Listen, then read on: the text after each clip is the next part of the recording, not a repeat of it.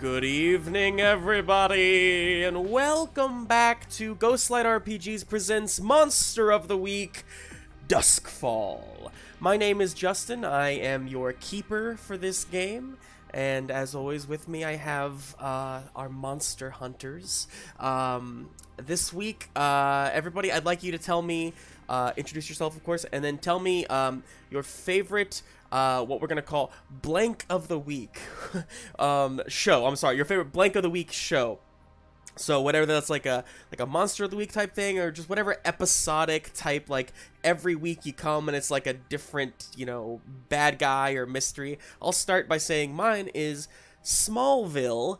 Anybody who's a fan of the Tom Welling, Michael Rosenbaum Smallville back in the day, which was very much this type of it's very Monster of the Week inspired there too. And my pronouns are he him, by the way. And I'm gonna pass it to Jake because I feel like he's got a good one. Yeah, so my favorite Monster of the Week show was something that I watched in the mornings before school, and it was only reruns, and it was called Archie's Weird Mysteries, and it was set in Riverdale, which is now a hit show of its own. Wow. Archie's Weird Mysteries. And my name's Jake, and my pronouns are he him. Love it. Pass it to somebody else, Jake. All right. Okay, how about Emma? I think Emma's got one. Hello, my name is Emma. My pronouns are she, her, and my favorite Monster of the Week style show is Buffy the Vampire Slayer. Good and choice. I will pass it to Jess. Hi, I'm Jess. You can use any pronouns with respect. With me, I'm Mac, and my favorite episodic kind of monster show would probably be like Doctor Who back when it was really terrible effects. Oh, such a good one too. Yeah. So, circa 9 and 10, pretty much. That's all I care about. When it started getting too good, I fell off. So don't ask me When it questions. started making a little more sense, even. Yeah. Through lines. Yeah. No, I want it weird. Only weirdness. All right. Taylor. Hey everybody, my name is Taylor. My pronouns are she, her, and it's not really a monster show, but it is like an episodic ensemble show, and I'm gonna say Firefly. Yeah. Definitely. One of my favorites. If I'll go nothing ahead. else, it's from that same period of time. Yeah, so it's like, it it's, works. it fits, it suits a little bit. Right. Ben, you're up. Hello, my name is Ben. I use he, they pronouns. Probably my favorite like episodic weekly thing would be, I mean, it's not really a monster show, but it's Star Trek, The Next Generation. I mean, a lot of effects, a lot of aliens. It's sort of an ethical dilemma of the week show, which is a monster of a different kind, perhaps. Oh, I love that. You said it. Monster of a different kind. I love it. I love it. Okay, well, hey, great intro, everybody. That was like smooth. We were just kind of like chugging along. I'm killing the momentum now by doing this, so let's just keep going. Content warning for this show. We are treating this as kind of a gritty rated R type thing, but nothing will ever be graphic on here, with the exception of like some violence and gore and that kind of thing. But we use safety tools called color cards to keep ourselves comfortable and make sure that we're staying respectful of each other's boundaries here on the show. So if you see us pop one of those up there, it's a good thing. Also, don't forget to follow this channel, smash that subscribe button. Thanks, Jess. Also, know that we have a pretty new Patreon, which you can use to support us as a whole on the channel, the entire community. But also for this show specifically, I'm typing and it's hard. Oh no, did I type it wrong? Was it not tips? Okay, well now I'm weird. I don't know what it was. I can't bring it up. Anyway, point being, we have a Ko-fi account, which is pretty new, and it is just a way for you to donate, and that goes to 1, 2, 3, 4, 5, 6 people you see in front of you right here as just a tip for a good show. So we appreciate anything that you are willing to give. Thanks to someone who gave us some on there on last Friday night, I think it was, for our I won't say who that was, but we're very You're just grinning so hard.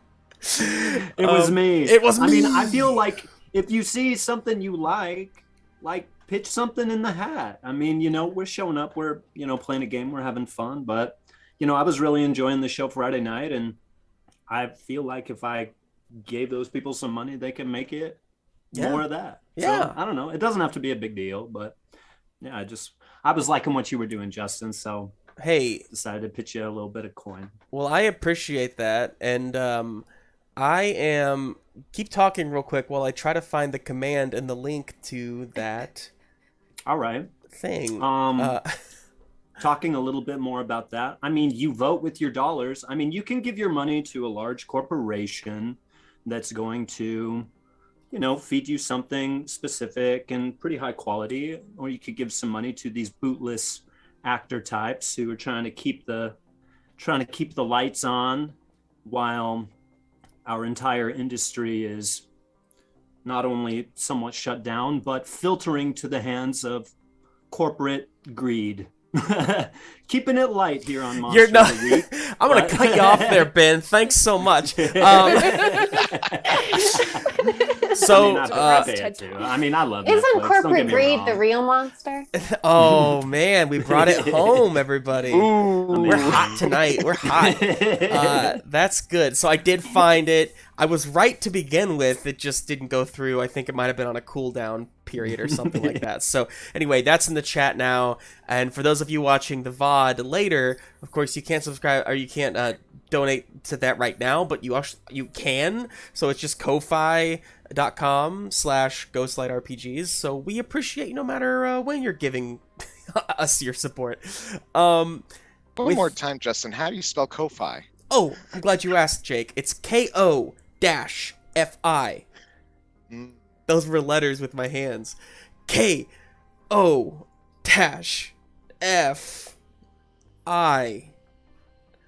I could Thank do you. sign language. I chose not to. You know sign language? No. So let's move on. The final thing I wanted to say is this is actually the second episode or session of this story that we're kind of creating as we go.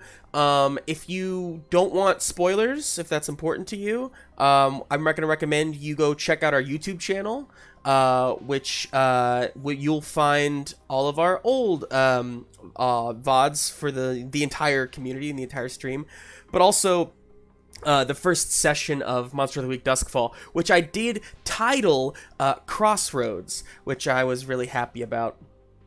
Never mind. I won't say anything else right now. I have a lot of fun creating the titles that come later. I don't know if anybody else has any of this, like, with their lives and other projects, but, like, naming something, like, a creative name is, like, my favorite thing to do. I love coming up, especially if it's, like, something punny but this was it just made sense. Crossroads. So, anyway. Okay. I think that's all. I'm gonna breathe.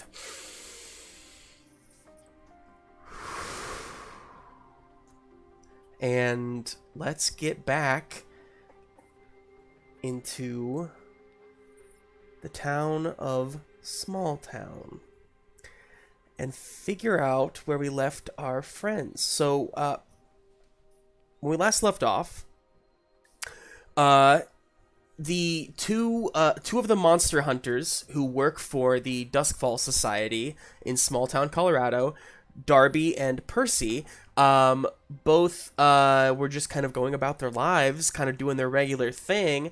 Of course, each their regular lives having somewhat chaotic elements to them, but we'll get to that later.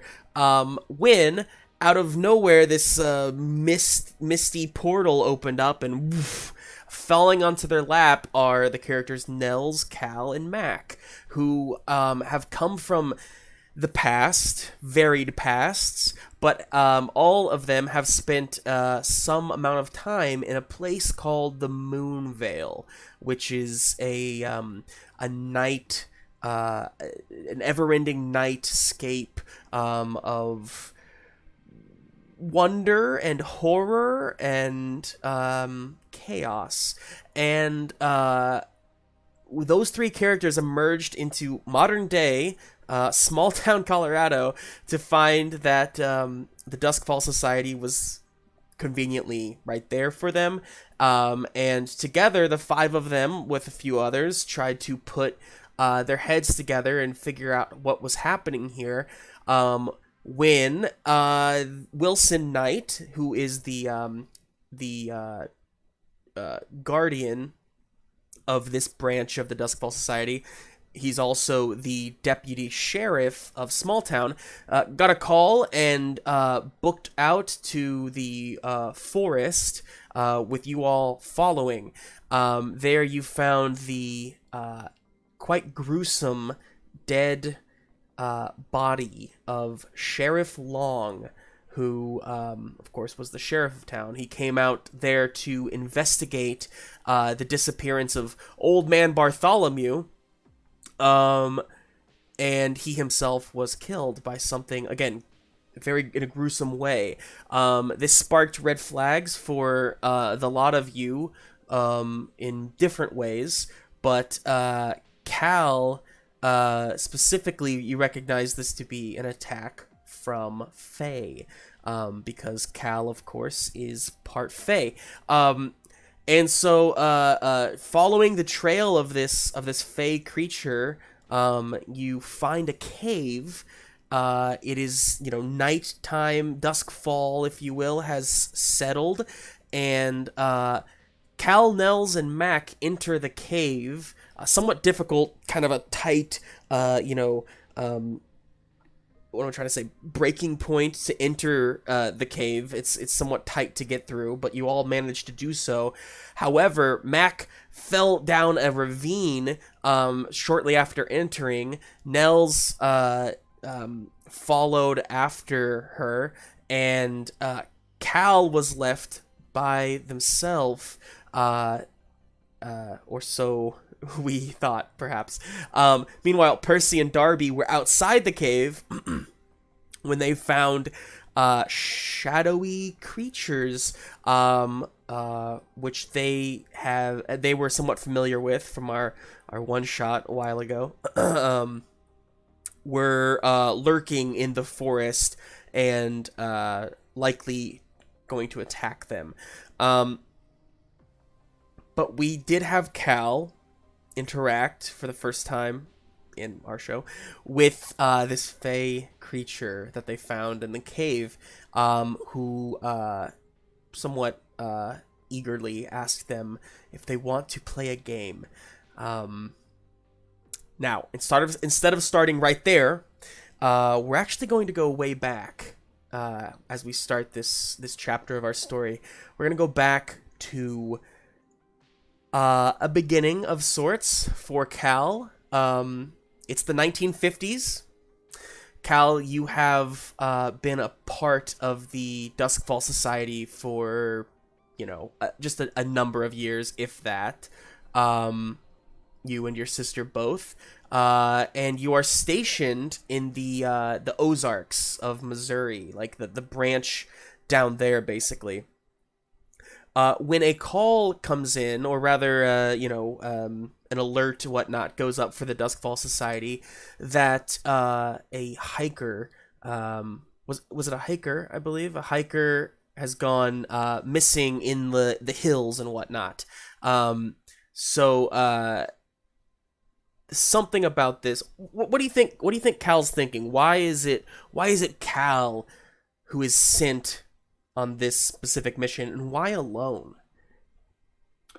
I think that Cal, before Cal joined the Duskfall Society, they were spending a lot of time out in just the woods. Never really felt at home, very much at home amongst other people, amongst like civilization, and just enjoyed being alone in the woods and just kind of the wild places, observing natural forces and things like that. So spent a lot of time just, would wander out into kind of the Ozark Hills for weeks on end sometimes. But so I think that specifically Cal would have been chosen for this mission because they know the area and have the survival skills to investigate the deep woods. Yeah. You go out there. Now, I like I said, you're somewhere in your early tenure here with the Duskfall Society. So, I don't know how competent Cal is feeling in all of this. Do you think they're feeling like nervous at all, or like eager to Yes. please, or is it more of just like a fancy free kind of this is fun attitude? No, I think this is I mean, this feels like kind of maybe Cal's first big shot to take on something. I think that Cal probably, like, I was probably able to prove myself with, in like my training and like facing monsters with some of the senior members of the society. And so this is sort of, I proved myself and it seems like I can handle this. And the report was that this hiker was killed pretty gruesomely, like their chest was opened up and all of their organs were removed. And so it seems pretty serious. And Right. so I think that Cal is nervous, feeling like confident in their abilities, but yeah, also excited to have like kind of their number called for this challenging excursion. So you all right. So we'll jump into the scene here. So you travel out there to the hills. And you do find the crime scene, as it were. Now, this is like local PD. There's not, I mean, it's kind of like there's a ranger out there and maybe like one patrolman or whatever. But for the most part, these kind of things never get solved here. So everyone's pretty happy to just let it go and call it a horrible accident and that kind of thing. But Cal, you get out there and you do see this body. And it is just gruesome. Chest cavity has been cracked open, flesh and gore and just organs kind of spilling out. You see some of them have been, it looks like bitten into, like specific organs have been ripped into. And there's something about this that just it's like somebody was playing with their food is the best way to put it. And there was a bit of fun had here at this poor hiker's expense. The patrolman, the ranger kind of, head out. You, however, what do you think you do next? Well, I think I would, I mean, I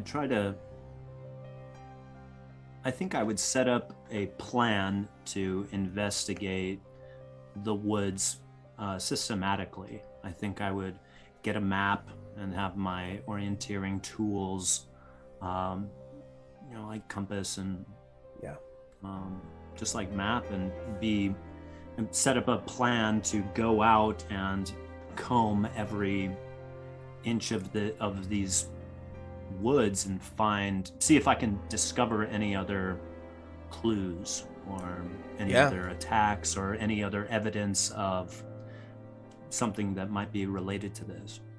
And you do, and you spend hours.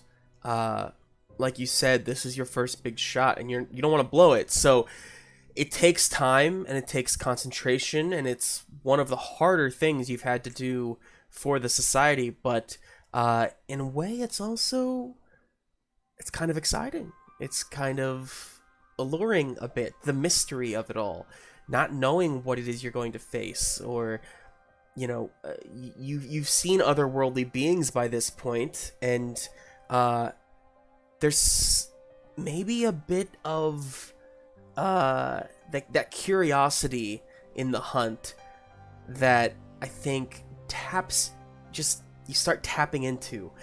And a few hours in to your canvassing, you are walking deep in the woods. The sun is starting to set. It's all, not even starting, it's nearly all completely set. It's low on the horizon. The shadows of these trees are long, and it's pretty, you know you need to head back. You know that would be the smart move, for sure. But that curiosity and that hunter instinct is keeping you here and pushing you on further and deeper into the hills. And as you continue deeper, you see a creature out in front of you, just kind of from one tree to another, and then to another, to another, and another.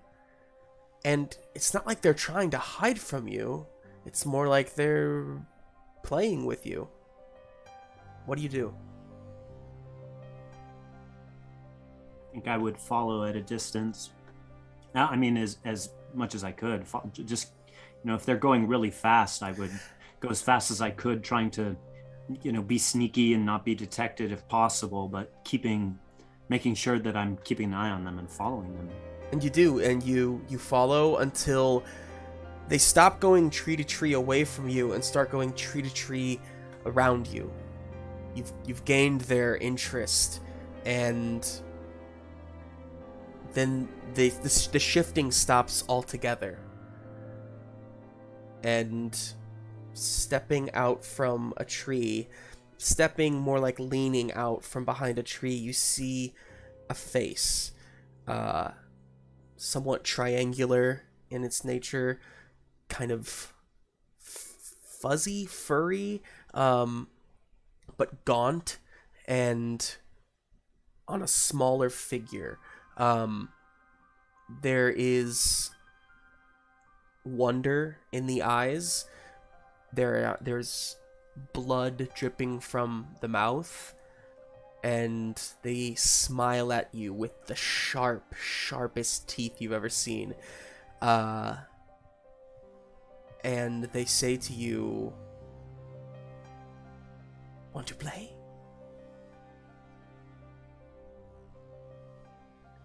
You want to play?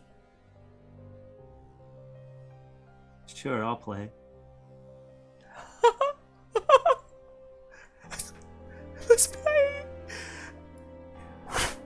To another tree, and then up the tree. Come up. I'll begin to climb the tree after them as fast as I can. You climb this tree.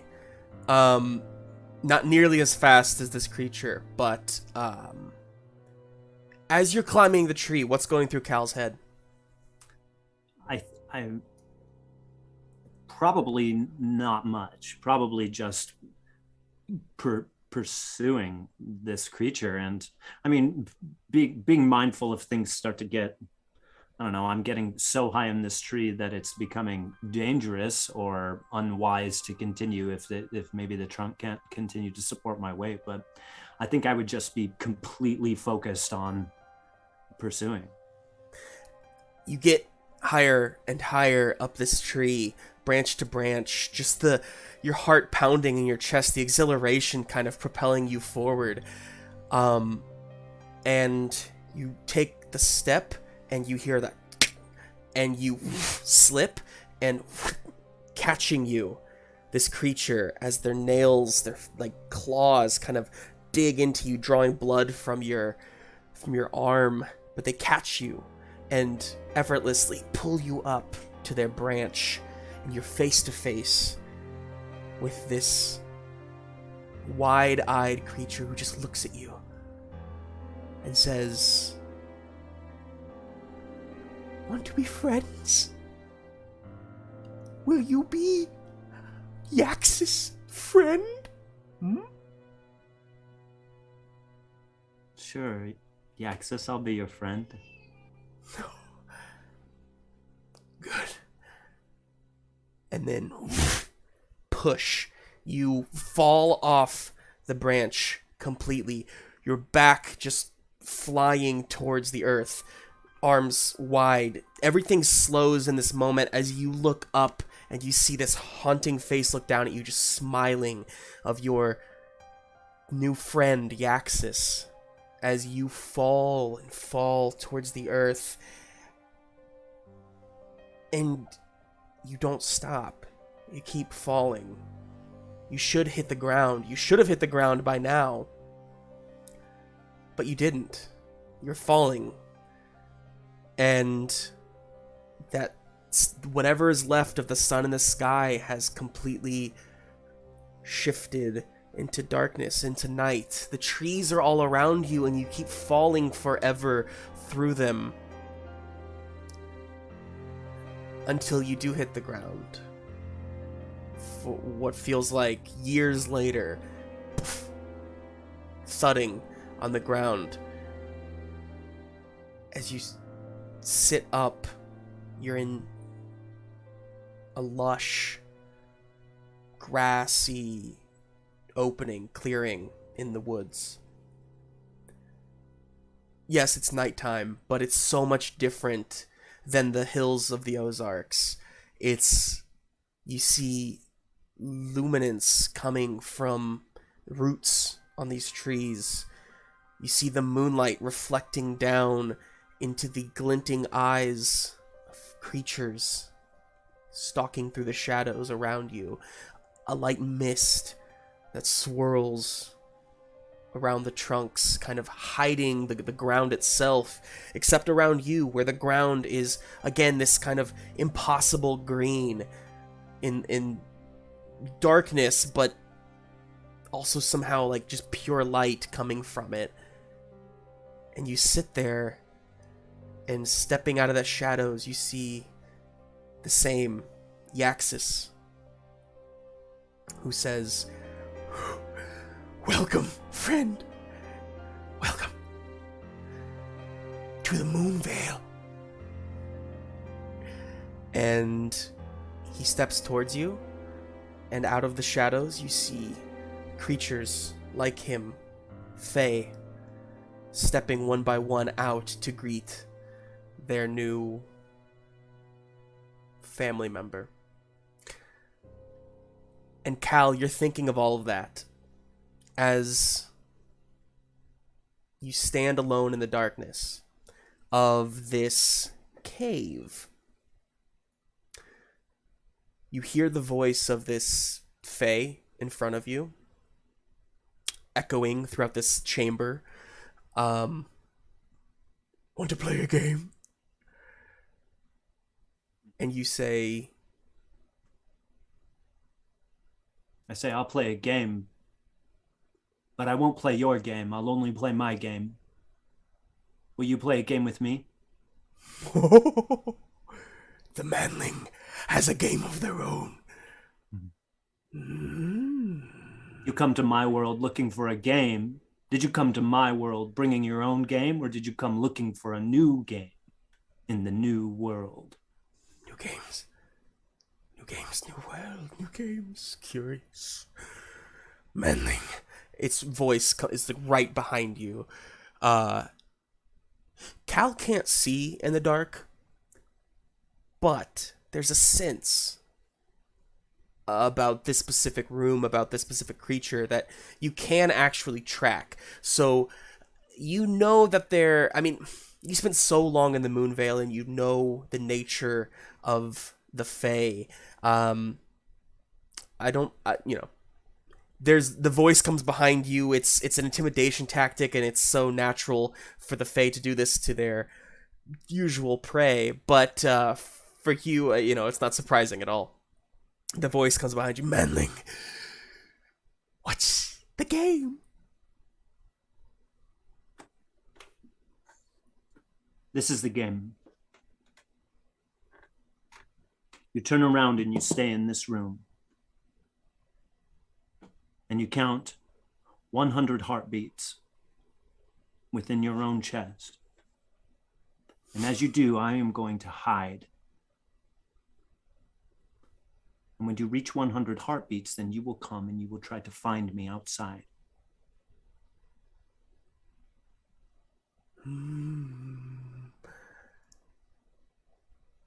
What does Hovos get when I win? Hovos. If you can find me, Hovos, then I will give you some of my blood to drink. But if Hovos can't find me by morning, then you have to leave here and never return.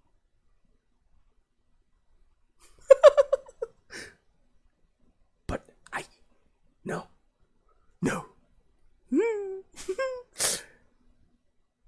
Yes. Yes. Let's play. But an important rule of the game, Hobos, is you cannot harm any other humans.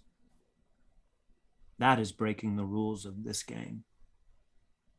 And if you break the rules, then you must return immediately. Now, I want to say something here. Typically, with this game, Monster of the Week, there's a move called Manipulate Someone, and you're not allowed to use it on monsters. There is one caveat to that, and I'm going to allow this to happen now because Cal has a relationship with this type of monster. Cal has a specific connection to this type of monster, and because of that, I am going to, for Cal only and for Faye only, I'm going to allow that manipulation to happen. So, Ben, if you could roll for me, this is a charm roll, a manipulate someone. Great.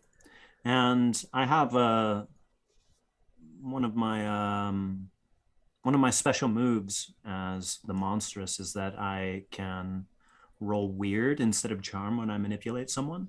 Perfect. So I'll go ahead and roll that.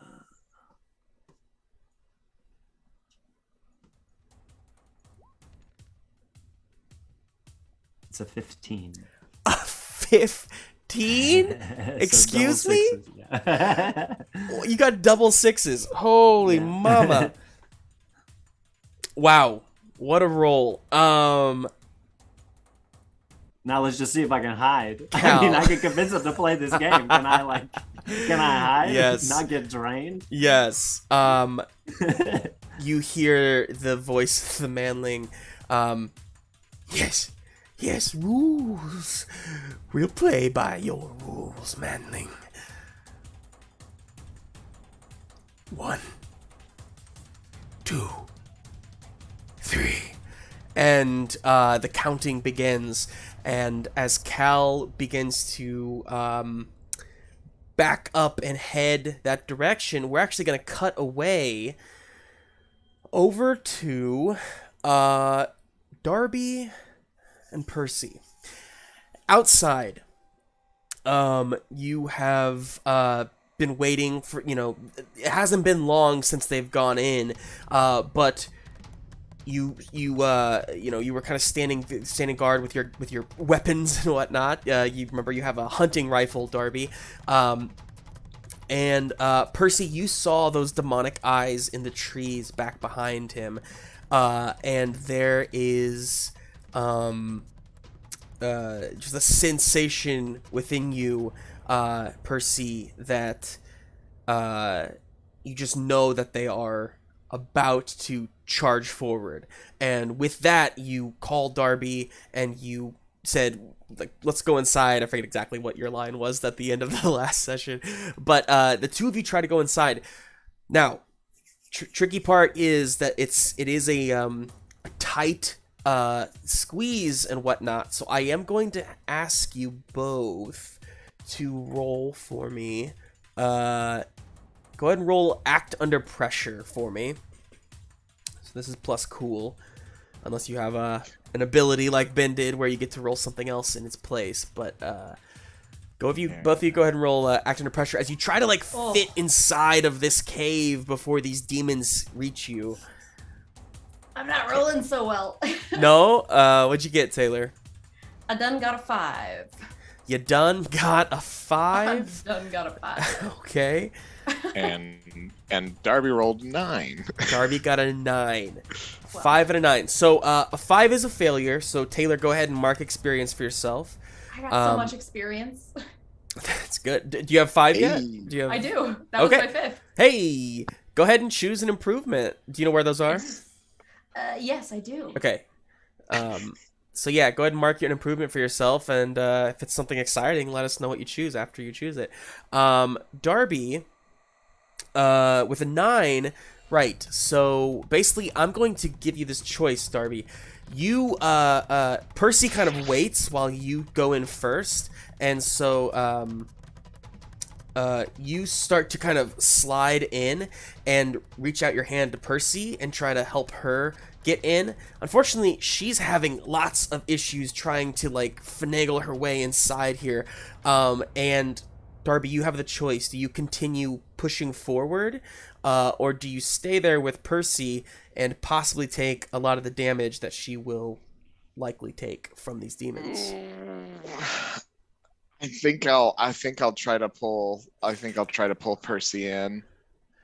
Percy's gonna try and tell you to go. Feel free to roll play. Long. Yeah. Come on. Yeah, no, you need to go. You need to go right now. Leave immediately. Why? Because you just do. All right, I'm working my way inside. I'll get there in a second. Go find Cal. Go find the rest of them. They need to be safe. Do you need the rifle? Yeah, that'd be good. Now, all right, here you go. And I'm gonna transfer it. Go wiggle it through my body here. Sure. Till it's sideways. I want to give you to the option here of something. Now that worked perfectly well. I do want you to know that there is a way to manipulate another player. So you can roll manipulate someone, and if you do so, there's kind of an exchange that happens there. So that is an option if you wanted to try and do that instead. But okay. That's like if Darby really didn't want to go, But if Darby's happy to just I think he's gonna try to get Percy to come into the cave instead of him. So Percy can't fit in the cave. That's the problem. So nothing you do is going to like get Percy in this cave, basically. I think my foot's like stuck under a rock or something like that. Yeah, she's like caught. I see. Okay.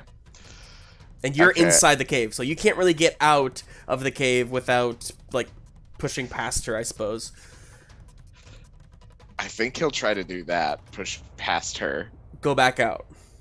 Yeah, just try to see what's got her panicked. Now, Taylor, I'll leave this in your court then. Do you want to try and manipulate Darby to convince him to go further in? He's already passed the gun to me at this point, right? Sure. She is going to lift the gun and aim it at Darby and tell him to get inside right now. Okay, so before you do any other thing, go ahead and Taylor roll manipulate someone. Okay, that's charm? Yes. Oh, I got a -1 in charm. Good luck. 8 -1 is a 7. 7. So, what happens here is, Jake, you have the choice. If you do what Taylor asks, you will get a point of experience for it. Ooh. I'm gonna do what Taylor asks and take some experience. All right, so mark 1 experience, and you will retreat further into the cave as she points a gun at you, kind of awkwardly. Through this way up here. Corridor. And I'll just be like, "Don't forget, aim lower, okay? I'm gonna go." And he goes back in. All right, so you head into the cave, Darby.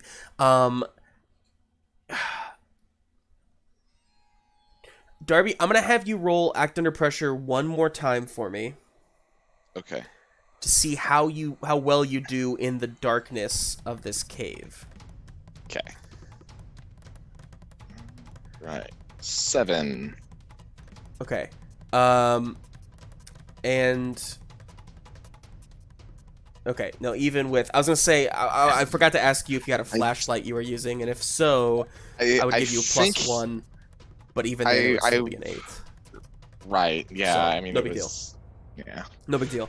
So yeah, Darby's having a rough-ish time. Here's what I'm gonna tell you, Darby. You hear voices down somewhat below from like a corridor coming from, like, you kind of look down, you kind of kneel down, and you feel the ground, and you see like there's kind of like an opening that slides down like some sort of a tunnel. And you hear voices coming from down there. However, you also hear voices coming from on this level, just deeper into the cave. So I'm going to leave it to you which one you choose. What are the 2 options? Stay on this level and go towards that voice deeper in the cave, or slide down the ravine and go deeper to where those voices are being heard below. I'm gonna slide down. Okay. Yeah. So cool. You slide down the little ravine. I don't know if ravine's the right word, but you slide down this little chute, and we'll come back to you in a bit here. Percy, you tell him to go. He takes off into the darkness, and you're kind of still stuck there. What do you want to do? I am going to turn so I can see outside of the cave and try and pull my foot out from underneath the rock. Fantastic. You turn away from the cave, and you see these shadows descending on the cave on you. I'm gonna give you a choice here. Do you want to try and defend yourself or free yourself? That's a good question. I am gonna try and free myself. Free yourself. Cool. Love it, love it, love it. So with the way that you've kind of trying to get into the cave, you would have gotten stuck, but as you try to like wiggle it free, you actually can do so. It's just gonna take a moment, and in that moment, the shadow demons honestly silently descend upon you, and you feel the burn as they like start to grab hold of your arm, which honestly in the moonlight was pretty well lit, but now is just covered in shadowy like hands essentially. Percy, in the last 2 months since your maybe what we'll call an awakening, you have come across demons before, and in that time there's always somewhat of a heightened sense about them.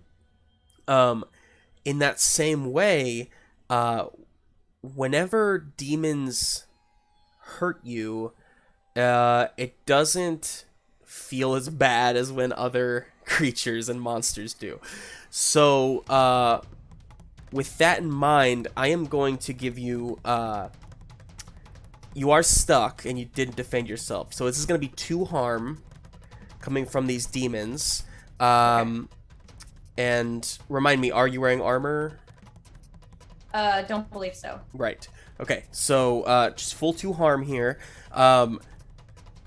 It's not as bad as it would have been because of your somehow whatever this connection you have to demons is. It's keeping you from getting the full brunt of this attack.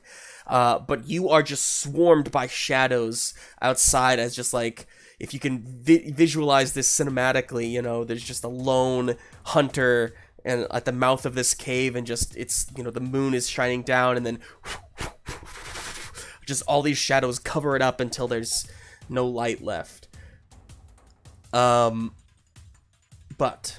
speaking of no light, we will go now down into the lower levels of this cave, of this cavern, where we find Mac and Nels. Now the two of you are down, and there's like kind of a stream kind of going through this sort of somewhat tunnel, and we ended the last session with you two kind of walking, following the stream just to its source, really. Okay, I'll let you choose, actually. Jess, since you're the tracker. Yeah. Do you think you're following the stream towards its source, or towards like where the flow is going? And if you want to roll for this, you totally can. I think I have to. Yeah, roll go ahead for and it. roll like read a bad situation. Read a bad situation. Sharp. Oh, good. I'm very sharp.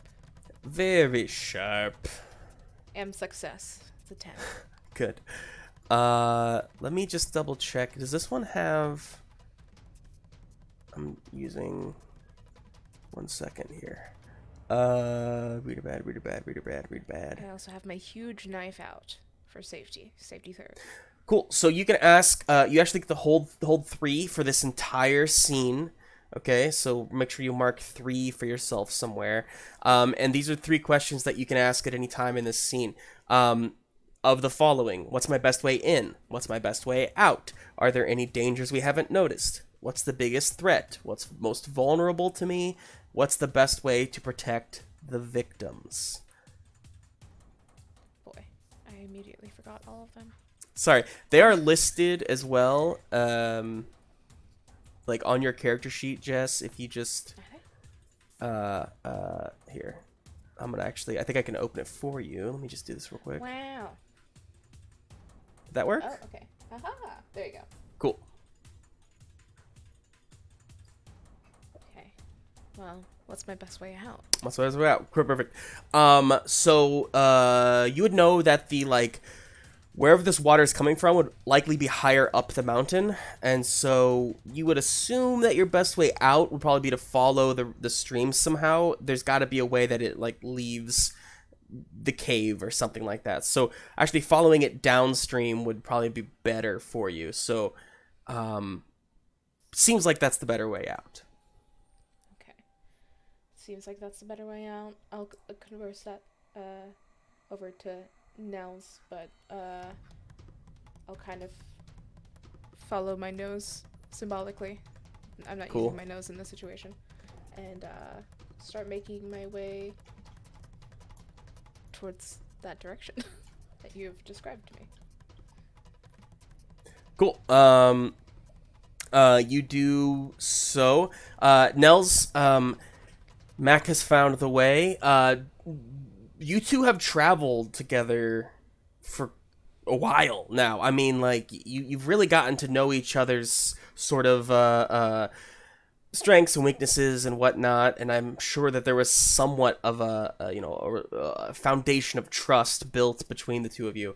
I'm kind of curious, does Mac lead? Does Nels lead? Because Nels is a higher ranking member of the, maybe not a high ranking member, but more experienced member in the Duskfall Society than Mac.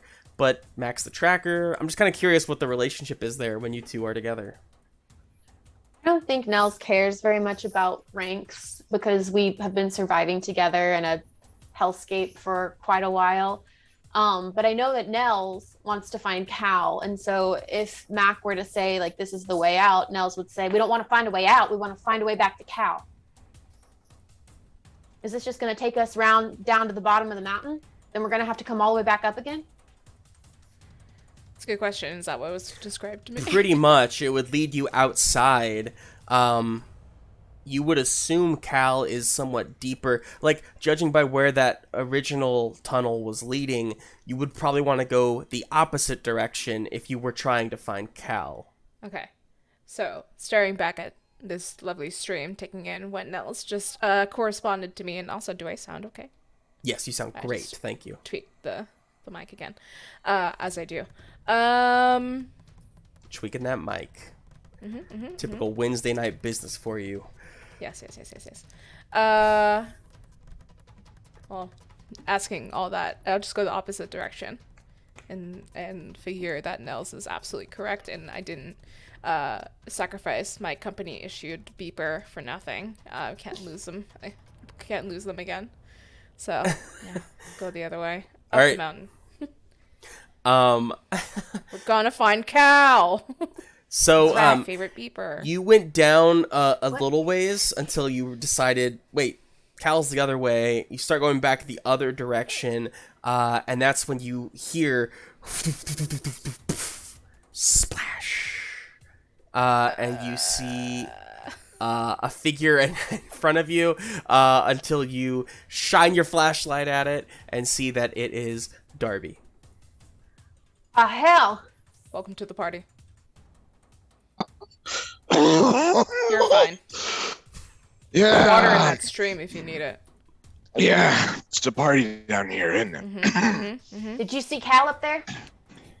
No, I did not. We just came in through the entrance. We was looking for you guys, and I heard y'all's voices down here. I came down this way. I did hear one voice straight ahead. I don't know if we want to try to get back up there. Yeah. Yes, we do. All right. Who brought their climbing gear? My hands. I have a gun and a boot knife. Not as useful, but I think it'll do. At some All point. right. So, Okay. Can Never I heard Who of needs to do bouldering? stuff? Is Can I, bouldering like- not common here? What now? Is bouldering not common here? What's that? You just use your hands and hope that gravity doesn't take you. Well, I just call that climbing where I come from, but let's give it a try. Let's Okay. boulder ourselves up. All right. Anyway. So, to be clear, are you following the stream up the path, or are you trying to boulder your way back up the chute that brought you down? Oh, I don't know, Darby. I kind of want to see you demonstrate this climbing for me. No time. And to follow it, I'm gonna keep walking up the Yeah. stream. And I think the Um, whole time I'm just looking at you like, you want. I came down from there. If you want to climb up, be my guest. You're the one who brought up the. Anyway, keep going.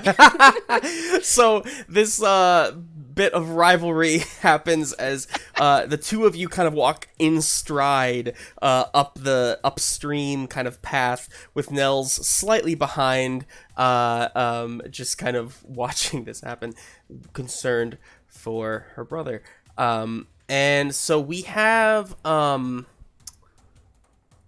okay, you guys are going up that direction. Percy's out there. Cal,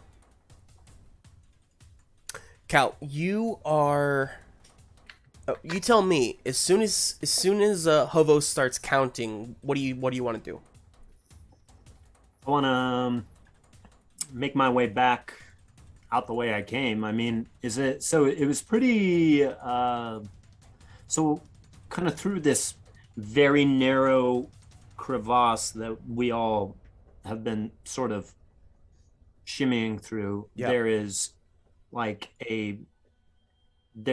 a direction that leads down. I just want to make sure I'm understanding it correctly. There's a direction that leads down, and there's a direction that leads out.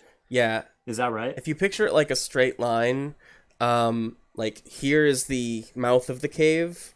When you come into the cave, really what it was that Mac somehow stepped on a loose bit of ground, and it created a new way that goes down here, like in the middle area. But you can also keep continuing on the main path towards the chamber that you're in now.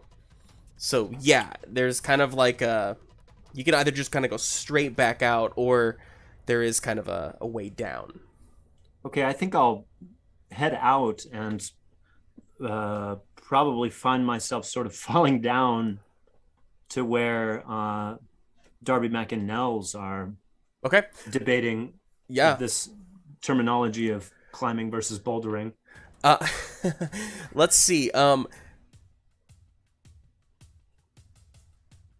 Yeah. So and the thing is, it's kind of off the main path, like because I gave Darby the choice of whether to go forward or to kind of go down. So it's up to you. I mean, if you think Cal would see that kind of opening and choose to go down it, then absolutely. but it's not a situation where you just like are walking and you'd fall. Okay. So I mean, I wouldn't be able to see in the dark, so Right. but I think if I could see a different way deeper into the cave, I would take that. Cool. Or a way that doesn't lead out to where we just came from. I think I would go that direction. So if you think I would be able to see this other direction, then I think I would take it. But if it's something that I'd be able to miss, I think I would just head out to where Percy is. Okay. Then yeah, you would know that going straight is just going to lead you out. So you see this new path and you slide down that chute. Great. I think I would like to, as I'm moving out, I think I would like to, I have like this chunk of my like pseudo masticated flesh from my arm. I took one arm from it last session to sort of allure, to draw out this fey creature. And I think I would like to use weird to summon a creature into this plane. If that's possible, using this chunk of goo. Let's try it. Yeah. Human goo, my own goo to to use your goo. To like yeah, sorry about that. No. To summon I think a pixie. I think I would kind of draw on my fey knowledge to know that pixies are one of the favorite foods of this specific kind of fey creature, and summon a pixie into this world to sort of distract it as I'm trying to run away and escape while they're counting, so that when they're done counting, they would begin to pursue me, hearing me go this way, but then be more interested in chasing and eating this pixie. I love it. Yeah, go ahead and roll use magic. Great. Let's see. Is the music loud enough, Kate? Chat. Great, that's an 11. Okay, up to 11. Ben's rolling crazy good tonight. Awesome. So, you start whispering. Rather, you have it kind of in your hand, this flesh. And are you doing this when you get to the bottom, or were you doing it at the top?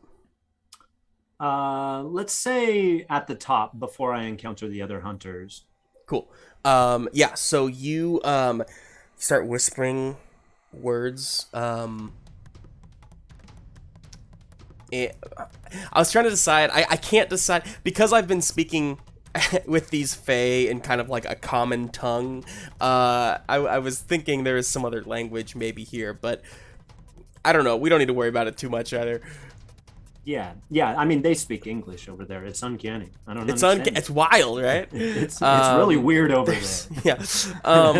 So there's the whispers, and you see just in your hands, kind of like between your fingers, a bit of a glow coming out as you open your hands, and just a small blue light kind of flies out. You see. They are, just about 2 inches tall, if that, and they kind of just flutter around, not really harming or, alerted at all, just kind of present. You give it a little, as it carries up a little higher into the tunnel, you turn, shoot your way down. And I would feel somewhat tempted because... they are delicious. They are delicious. Do you need to roll for that, or is that? Oh, I don't know. I mean, that's up to you. I mean, maybe I should. I don't know. I couldn't remember if your class had something about a hunger or something like that, or is that something you choose? I mean, that is my curse, is that I'm sort of tempted by just like joy and pleasure, and that I have to partake immediately. I do like that. Great, let's do it. Yeah, let's roll. I believe roll I an act under pressure. Yes, please. Yeah. Let's just see, because you do see this light, and it's kind of. I mean, it's been a while since you. I mean, like I guess not a while, but been a little. I mean, it always feels like a while between your pixies. Between your pixie meals, yeah, for sure. Let's see how this goes. All right. It's been a while since I've had a nice... Oh no, that's a 6. I'm like summoning this thing to like distract him. I'm just like, it's too good. I have to. You have to. It's kind of flitting around, and you turn, and you're like about to, and then you see it once again in your eyes, and turn. Go ahead and take a mark of experience for your failure, and you are instantly distracted by this pixie. I mean, especially of your own flesh. Like, I mean, it's gotta taste delicious. I mean, just No doubt. there's a little bit of heavy breathing as you start to kind of reach up and immediately start trying to grab it as it flutters higher into the tunnel. Yeah, Great. cool. So good. You were just so close, Percy. You are outside. You have your foot has finally kind of you pulled it free just after this kind of shadowy burn has affected you. What do you want to do now? I'm buried in shadows at the moment. Pretty much, yep. I will first of all start screaming for help to see if anyone can hear me, particularly for Darby. Okay. You'll scream for help. I will say this, Cal. You actually do hear screams or, yells, shouts coming from outside the cave. The rest of you guys do not. Okay, hearing that, I think I would maybe go that direction. I agree. I think that would be enough to kind of, kick you out of this little hunger and whatnot. So yeah, you can head that direction. Percy, you shout. Is there anything else you want to do? I'm gonna scream for whoever to bring light or like make light somehow, and like panic is starting to kind of like well up inside of her. And if at any point it is relevant, I want to use a weird. Amazing. I'm gonna leave this to you, Taylor. Do you think, you remember 2 months ago during that, what we're calling an awakening, you remember tapping into that power, and it wasn't until you were in such a state of pain and loss and just your emotions were so incredibly high. Do you think that Percy is nearing that point again? I think Percy's got more of like a personal panic going on. I think that she would want desperately for it to happen, but not really know where to reach for it or how to get it. Yeah. Fantastic. Go ahead and roll use magic for me. Okay, we'll do that. Big magic? No, not big. I mean, no. Just weird, right? Unless you want this to be a big magic. Like, big magic would be you destroying every one of these demons right now. Maybe not. Use magic is just kind of you getting, free of their grasp at the moment. God, with these rolls. Yeah, it's a 6. Woof. I don't think I've rolled a single success in like 3 sessions, except for the one really good one. When Emma led us on the last Scooby-Doo adventure, that the last time I personally played Monster of the Week, there were a lot of back-to-back failures for me as a player. I understand your pain. Go ahead and mark experience. Hey, at least you're getting improvements on this. That's helpful. So experienced. Percy, you try to tap into that. You're trying so hard to feel that rage and that fire deep within you again. But all you honestly feel is fear. You feel panic and fear, and you just can't even like tap in because it's just, and you're kind of frozen there, honestly. Because of that, you're going to take another 2 harm. Ooh. All right. As these shadows continue to kind of just burn into you. And I want to be clear here, too. It's more like the burning feeling. It's not literally like your skin is sizzling by any means. It's just like they're burning into your being. They're kind of draining you, I guess is a better term. Okay, at this point, everybody, we're gonna start using the, I don't know why we haven't been using it yet, that's my fault, but the little table that I built for you. Sorry, chat, I know you can't see it, but honestly, there's not much to look at. It's just the initiative order, really. So yeah, and to be clear, in this game, we don't use an initiative, it's just kind of, I want to keep track of if everybody's had a chance to go before we do it again. So, we're gonna call that Percy's turn.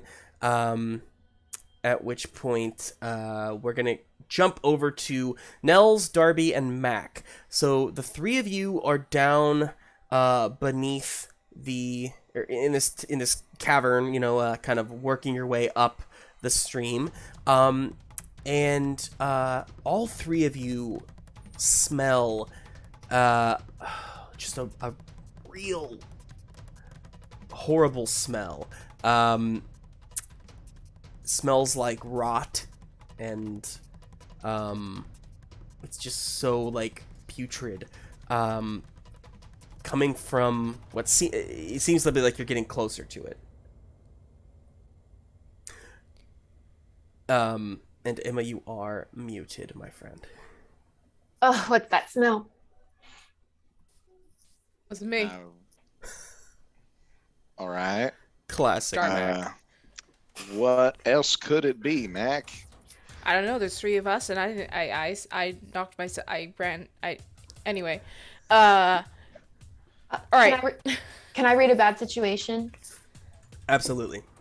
Okay. I have combat senses. That's one of my playbook moves, which allows me to use my tough instead of my sharp when rolling read a bad situation. So I'm going to roll tough, which is +2 for me. Awesome. And let's see what it is. I can't see it. It is a 6. It is a 6. Mark experience. It's a failure.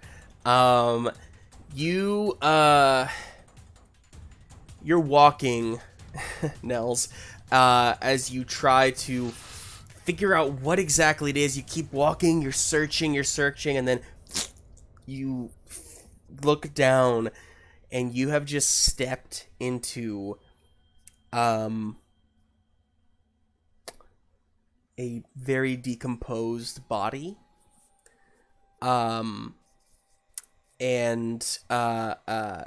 Decomposed may be the wrong word. I'll say deconstructed body. Fuck.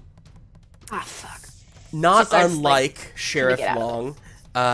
It is just this bloody just mess beneath you. And Darby, you have been in town long enough to somewhat be able to recognize that this is Old Man Bartholomew.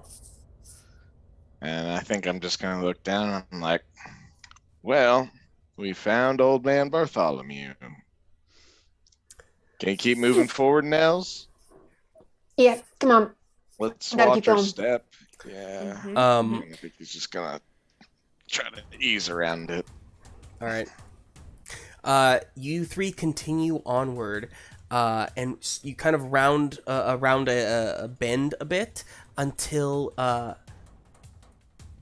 Mac, I think you're in the lead, and you just immediately stop, and everybody kind of stays quiet as you hear very close, just a low voice, a low volumed voice, I should say. 97, 98, 99. So I have passed without a trace. Mm-hmm. Gonna have them hold, or at least suggest holding, until this creature's done counting. Okay. Because I know this game. I'm from the 90s. So is that something you got to roll for? No. Okay. I can conceal my group's passage. Well, all but supernatural pursuit. I forgot about that. Yeah. If Go go, ahead. Justin. I was gonna say if you ahead. just signal for us to hold, like Yeah. Darby's gonna hold, but I would like to roll for tactical genius, and it says when you read a bad situation, you roll plus cool instead of sharp. Can I do that right now? Absolutely. Yeah, go for it, Jake. All right. I'm still laughing at. I know that game. I'm from the '90s. Mac, you could use Patch Without a Trace here. But yeah, you have a feeling that whatever this thing is definitely somewhat of supernatural, and it may see past your physical forms anyway. What'd you get, Jake? I got an 11. An 11. That's a success. So you also get here. I'll just go ahead and open your. I'm gonna open your character sheet and show you here. Okay. Boop, boop. And 1, 2, 3. You get 3 hold here. If you scroll up to the top of your character sheet, I just opened that up for you. And you can ask any of those questions. You can ask them right now. You can hold any number of them till the end of, throughout the scene, basically. But if you have one that you want to ask right now, feel free to. Okay. I think I'm gonna try to just see what is our best way out. Mm-hmm. That's what I want to ask right now, and I think Sure. I'll ask the other two as we go. Sure. So mark one of your hold off there. And what is your best way out? You somewhat recognize, Darby, that the way that you've gone, and just knowing that you are following what you can assume to be this creature in here, you do kind of sense that there is a tunnel to the left, and that seems like not only the best way out, but maybe the only way out, unless you want to double back the way you came. So, yeah, that you would think kind of skirting around the side to your left would be the best way. I want to jump over to Nell's real quick. Emma, Nell's had a different relationship with the Fae, clearly than Cal, but also I would say even maybe different than Mac's relationship with them. And I think there is... I'll let you kind of define what you want it to be for yourself there, but you definitely recognize a Fae in front of you, whether you have light on it or not, and you can sense the presence of a Fae here, with the voice, the laughter, the just the overall tone of it. And you also recognize that this Fae is specifically playing a game, which I think Nels would realize, knowing that Cal did go ahead. You might put some of the pieces together of what Ben did, what Cal did here. So you can get a little meta with this, Emma, is what I'm trying to say. You may intuitively understand what Cal has done. Okay. Then I think that she's always got her shotgun ready to go, but I think putting those pieces together, Nels would say, "Hide, get to the side, get out of sight. It's playing a game." All right. And when she says that, I'm just gonna give like hand gestures. I'm gonna be like, I'm just gonna gesture left hand, turn left. Great. I'll say that you all are so close together, you can somewhat gather that, even though I assume you turned your flashlight off when you heard the voice, but if you didn't, let me know. I'll say it's still on, and I'm watching Darby do these hand signals, and I'm like, just get out of sight, and then I turn it off. Okay. Fantastic. There is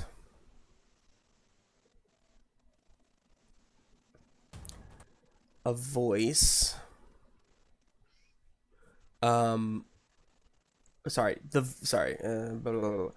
distracted. The voice that is counting and whatnot. 97, 98, 99. What? And it stops. and it's quiet. And you have just turned your flashlight off, Nels, and it's quiet. And you just hear, not far away,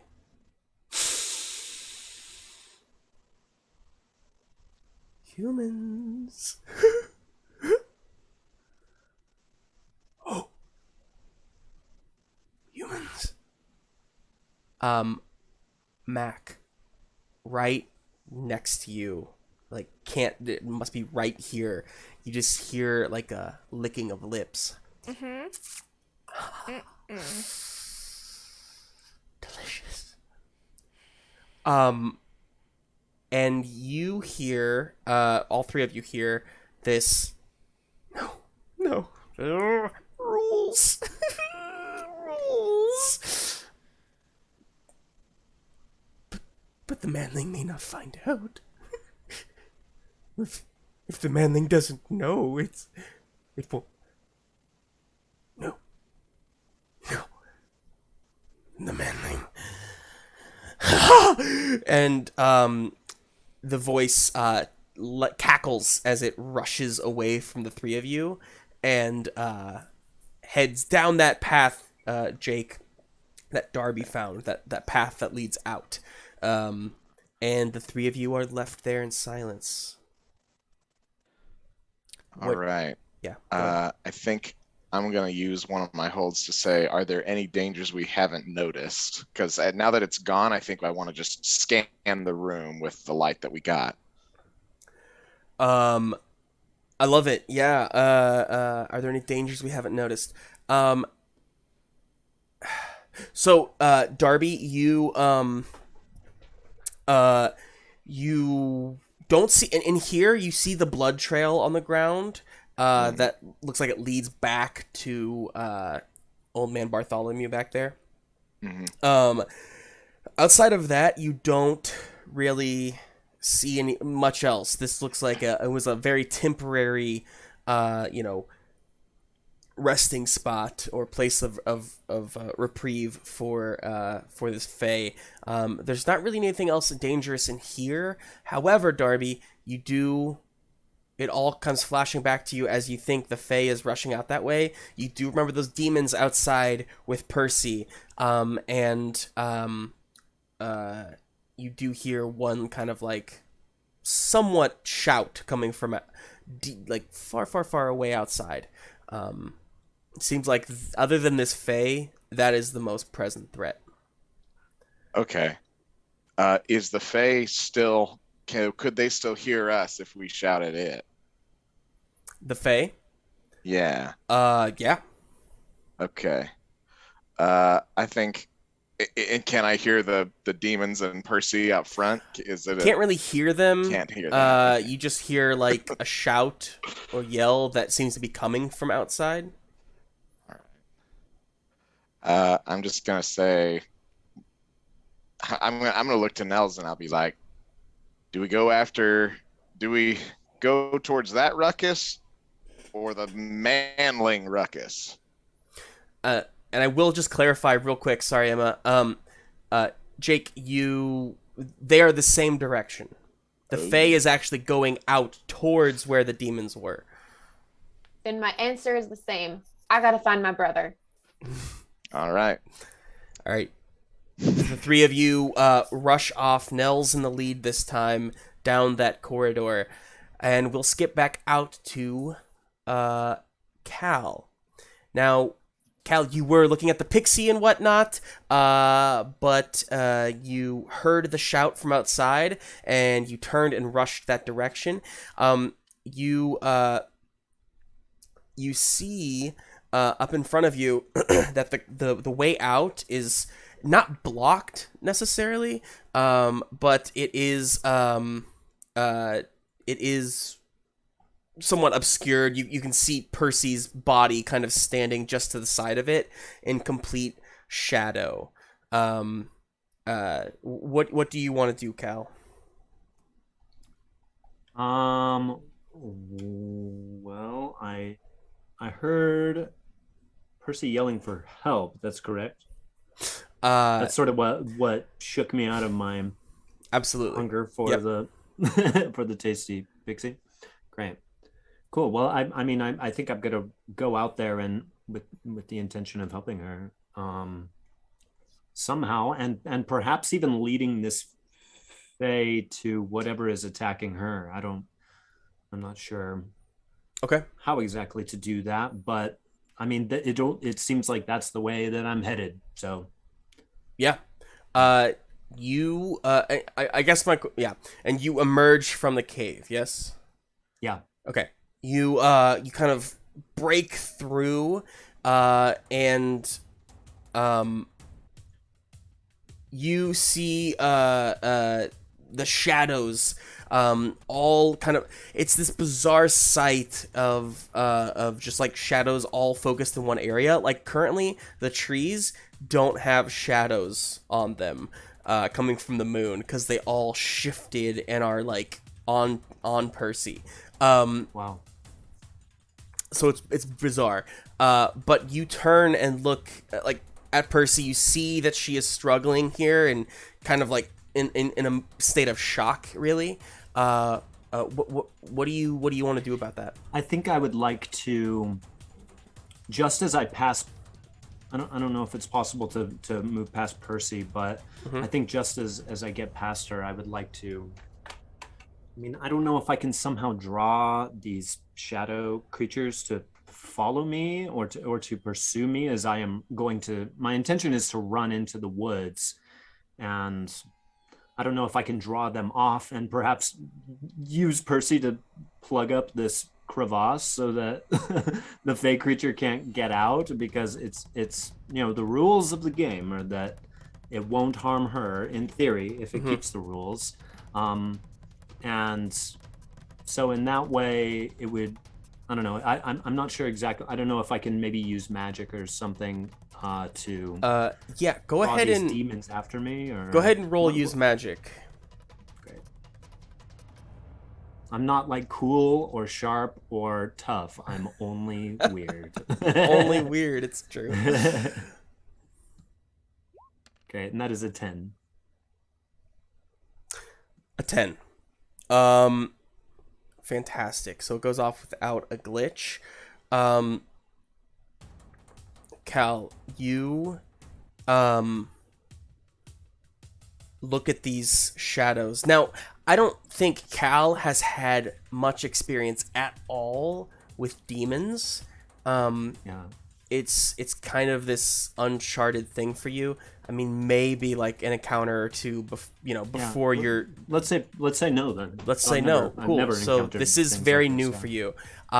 But you treat it like any other threat that you've found in Moonvale, and you simply like just kind of hiss at it, trying to look intimidating, trying to look somewhat threatening, and like come get me, stance, and kind of oozing off of you is this sort of like energy of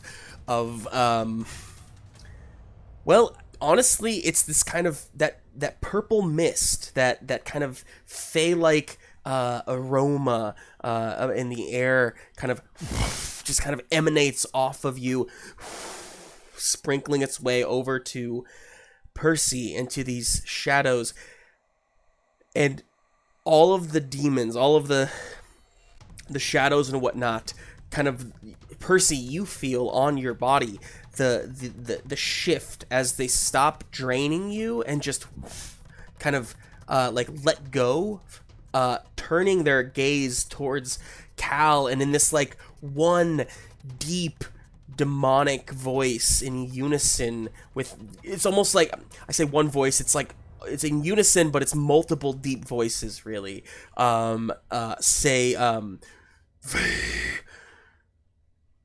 we feast, and rush at Cal. Percy, you feel within you a hunger, not like something that you need to literally eat, rather an emptiness in the pit of your stomach. And when you look at Cal running right now, it feels right. Something about Cal is like it would just give you. I mean, there's the energy. If you, oh my, it would be so good. And whatever that feeling is for Percy, I think scares the shit out of you. And we'll take that moment to call a quick break here, my friends. Audience, we will be back in just about 5 minutes. We're going to take a quick potty break because it's just been so scary. We all got to go pee. And we'll be... That's my dog voice, by the way. Oh, hello. That's too much about Justin, everyone. We'll be right back in 5 minutes to get the second half of this week's episode. Stick around. We'll be right back.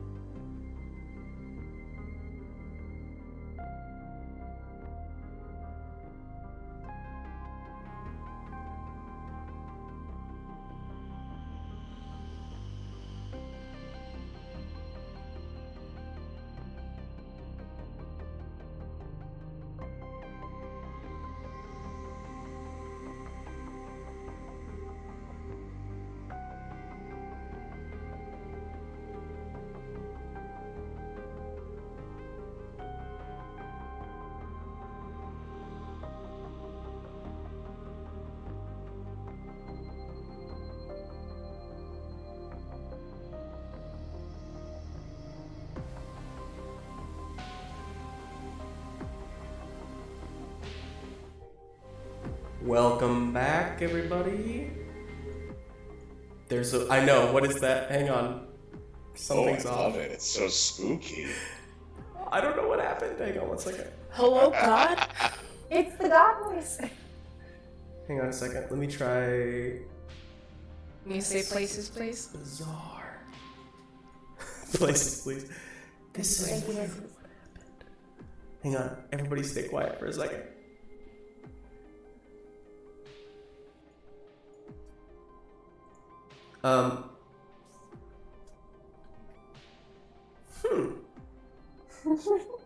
Be right back, folks. Hang on one second.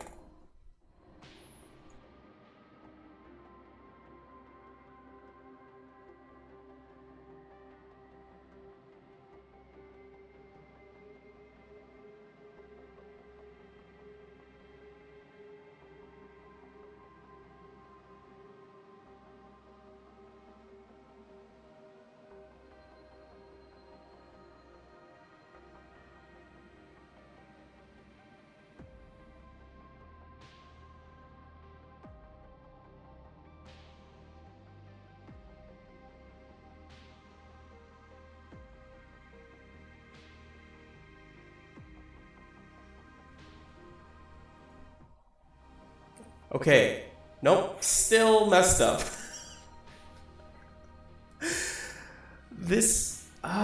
What's happening? Hi, everybody. Welcome back.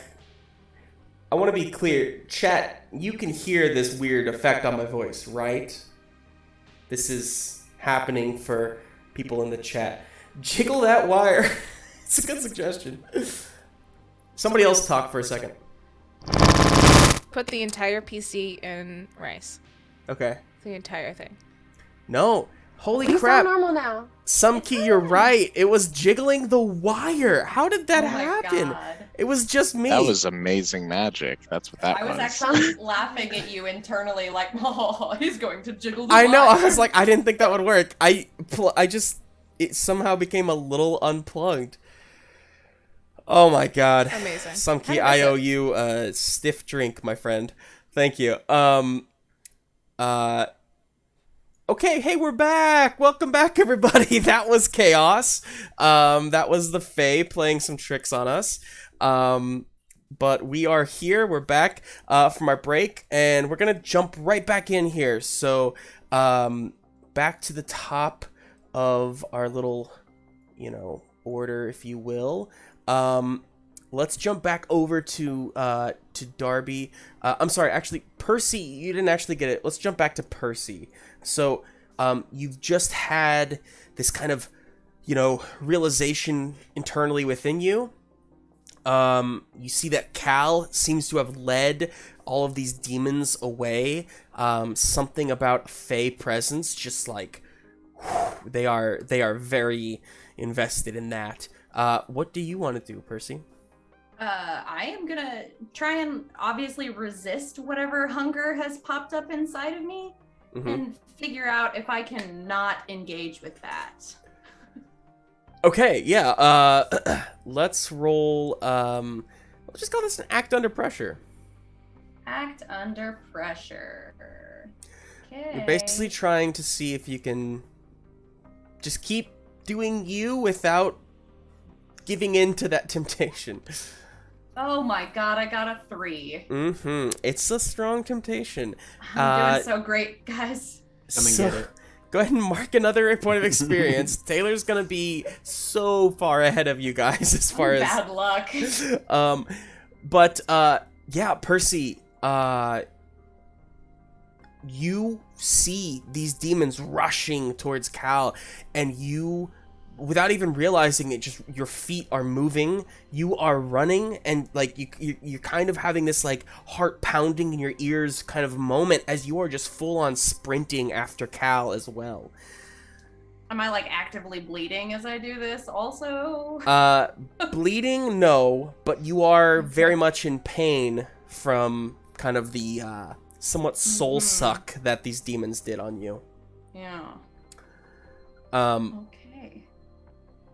But yeah, Percy, you're just pursuing Cal. I'm gonna say, on your next turn, you can roll again, act under pressure, to see if you can kind of shake that off. But until you get at least a 7 or higher on an act under pressure roll, your main focus here is to try and catch this manling fey creature. I don't know what you're gonna do once you do, but we'll get there when we get there. We'll find out, I guess. We'll find out. But we're gonna cut back to Nels, Darby, and Mac in any order, my friends. The three of you have got through the corridor, and you basically exit the cavern if that's what you want to do. You were in pursuit of this fae. Jake's screen is frozen and his face is hilarious right now. Deep concentration. Very, very focused. Oh, there it Oh, is. am I This one's back even yet? better. Okay. Yeah, you're back now. Oh, Jake, go watch the VOD of Very that good. later because that was hilarious. But you have been in pursuit of this fae creature. Oh, I will. Okay, good. You know what? I take back what I said. You haven't reached the mouth of the cave yet. You are pursuing, and then you hear the fae kind of speaking in this chamber in this kind of echoey voice, not unlike the one that I was using just a moment ago. In this chamber, here, come here, you little pixie! All those last pixies, come! Can't hurt humans, but the manling said nothing of pixies. You hear this kind of like munching sound.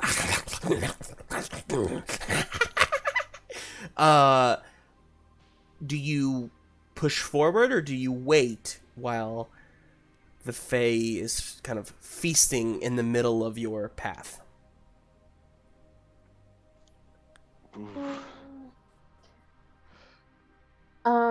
I think that I want to push forward, but I also don't want to draw its attention. So I think I will reluctantly like put my hand out to be like, wait, hold up. And look to Darby and Mac and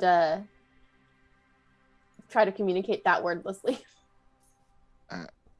And Darby's just gonna nod. I'll also nod, but slightly more vigorously than Darby. Yeah, I think Darby's just a single, Sure. just to spice it up. Awesome. Okay, so you hold your position and just kind of wait until this fae can move forward. Awesome. I will come back to the three of you. We go now to Cal. Cal, you are just rushing through the forest. Do you have a plan here? Are you just trying to run away from the demons, or did you want to circle back somehow, or what are you thinking? I think I'd kind of like to circle back, letting this like alluring fey magic drop around the time that hopefully this other fey creature. Sorry, what's this fey creature's name? What's their name again? Hovos. Hovos. Mm-hmm.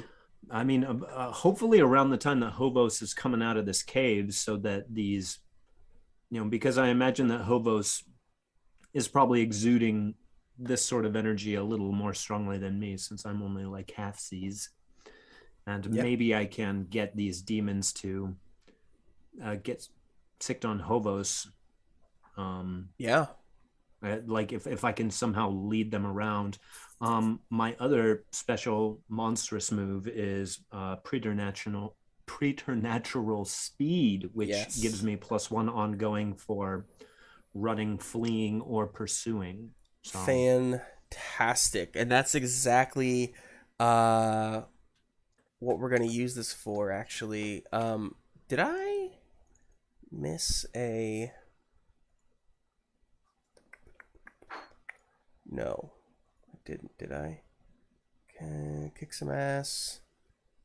Okay, I didn't know if there was a runaway move, but I think I was wondering about that. I'm thinking of a different system, I believe, that has a runaway move. we will just use tough for run away, so we'll just call that like a homebrew move for now.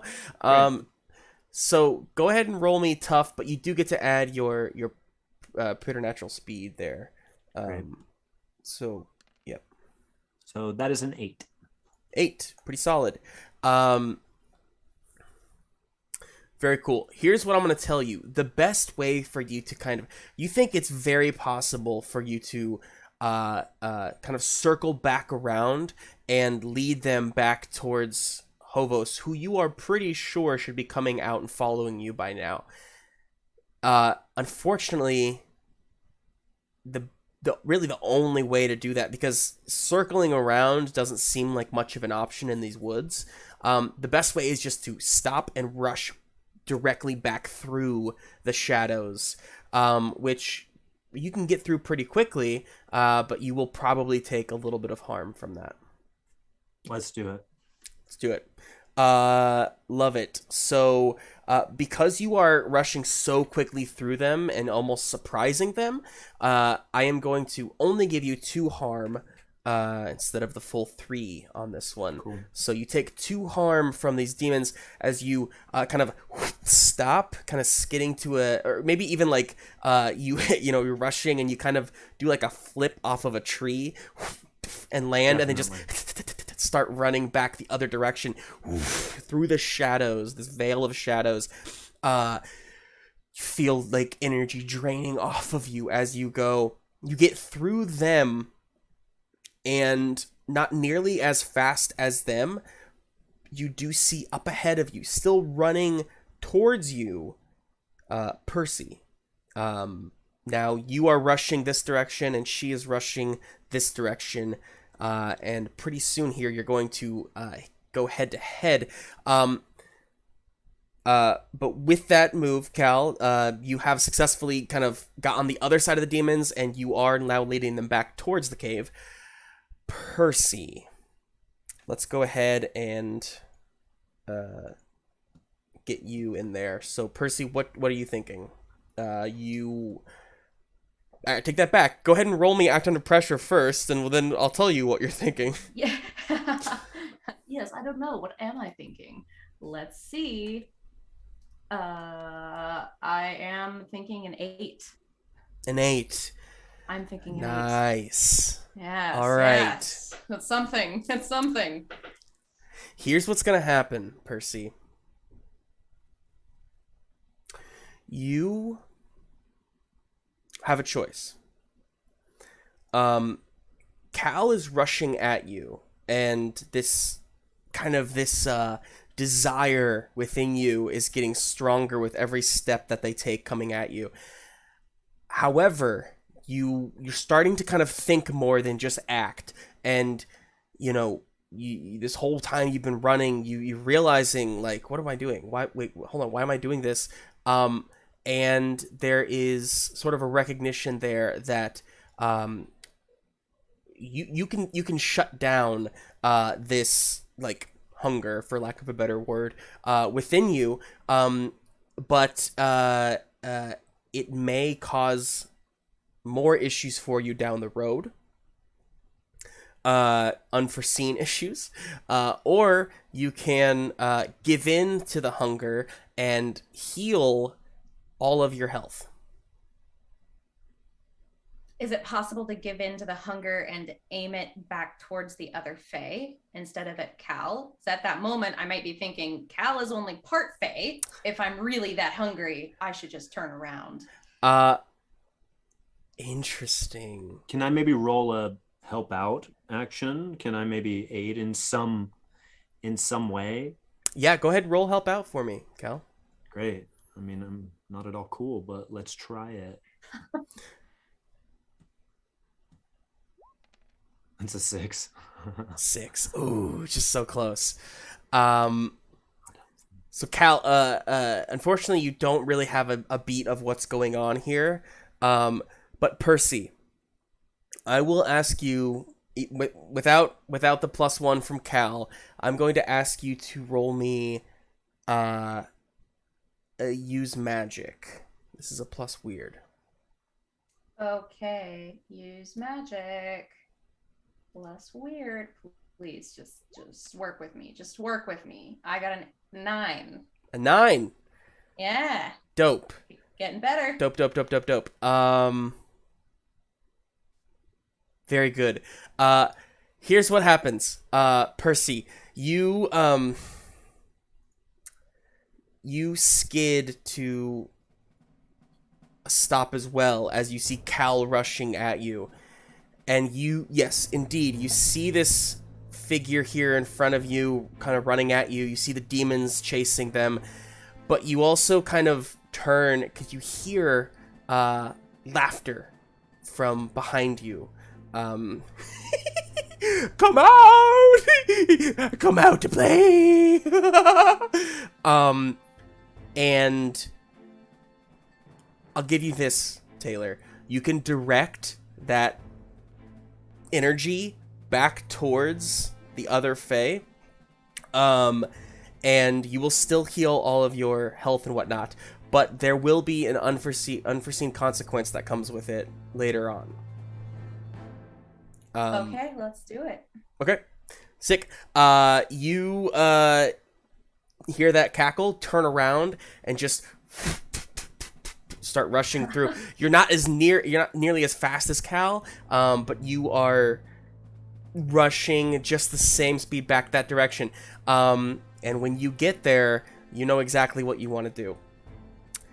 Meanwhile, Darby, Nels, and Mac, you have followed the Fae out of the cavern after its little feast on the pixie. It is out in, you see it kind of, hobbling out towards the trees a little bit. And you have, for the first time in a while, space to kind of move about outside the cave now without it really caring about you, or it's not in your path anymore. You have open space. So you have just emerged from the cave.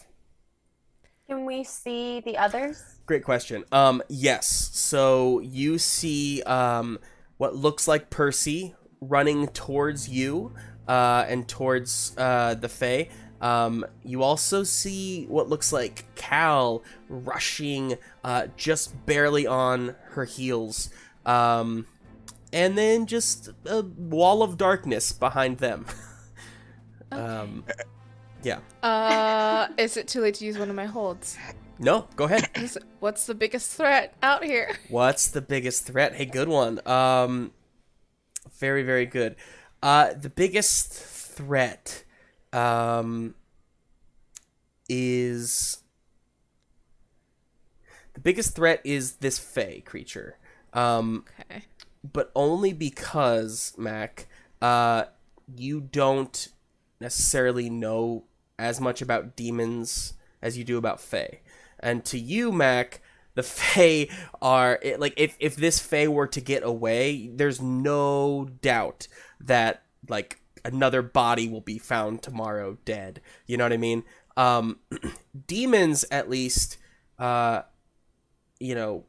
well, actually, I don't know how much you really know about demons, but they're easily dispersed. The demons are tricky to kill without sunlight, but they are, they go away when the sun comes up. So if nothing else, you can just outlast them. This Fae could go into hiding pretty easily and wait around. So that's the biggest threat, you would think. Anybody else have a hold they want to spend? Yeah, Darby wants to. I think as he crawls out, as he gets out of the cave, he's unbuttoning his vest, his jacket, and then he sees the big wave of shadows, and he buttons it back up to assess what's most vulnerable to me. Most vulnerable to you. Very good. And that's my last hold. Darby, you see your friend, really among the 5 of you, the person that you know the best, Percy, caught between a Fae on this side and a wall of shadow on this side with a somewhat unknown ally at her heels. she would definitely be the most vulnerable aspect of this to you. You would definitely want to keep her safe. Oh, I thought the question was what's most vulnerable to me attacking it, but okay, that makes sense. Okay. That's a different way to read it for sure. What's most vulnerable to me? Sure. No, I'll allow that. Why not? You can just read it a different way. In that case, you very clearly remember something that Cal mentioned earlier in the day about Faye having a weakness to iron. All right, then I think once my stuff is all buttoned up, I'm gonna be like, do y'all have anything iron on you? Bullets made of iron? I don't think so. No, but About to Google something really quick. Yeah. yeah. Does Percy still have the rifle, and is she just running with it? Yes. What do you think, Percy Taylor? Or do you think you would have I dropped think- it when that hunger would have taken over? Yeah, I think Percy would have dropped it when she was getting attacked by the shadows, Sure. and she would not have thought to pick it up after that. So then in that case, actually, Darby, you would see the hunting rifle just sitting on the ground, 20 paces forward. Right. I think Darby's gonna see that and run towards the rifle to try to aim it at the Fae thing. Okay. Cool. Do you want to make an attack? Hell yeah. Hell yeah. That kick some ass? Kick Is some that ass, man. Ass roll. Here we go. Kick some ass. Wham. That's a 7. A 7. Okay, awesome. Here's what's going to happen, Darby. I'm going to look up briefly just what I think a rifle would be as far as damage goes. We're going to say it's 2 harm and it's loud. Yeah, that's what mine is. Oh yeah, you have one? I have a rifle, yeah. Or Sick. shotgun. Okay. Yeah, we'll the only difference being the shotgun will be a bit more spread, but yes. Actually, good. no, I have a hunting rifle. That's what it's called. You have a And hunting it's rifle. 2 and loud. Mm-hmm. 2 and loud. Hey, your boy called it. Look at that. So Darby, you will go ahead and inflict 2 harm on Hovos. However, because you rolled a partial success, you actually so you're gonna take some damage on your own.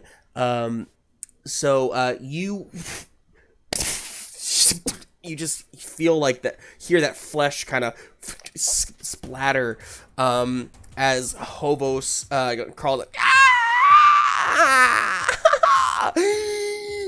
oh, you, and so quicker than you've seen it move before, this Fae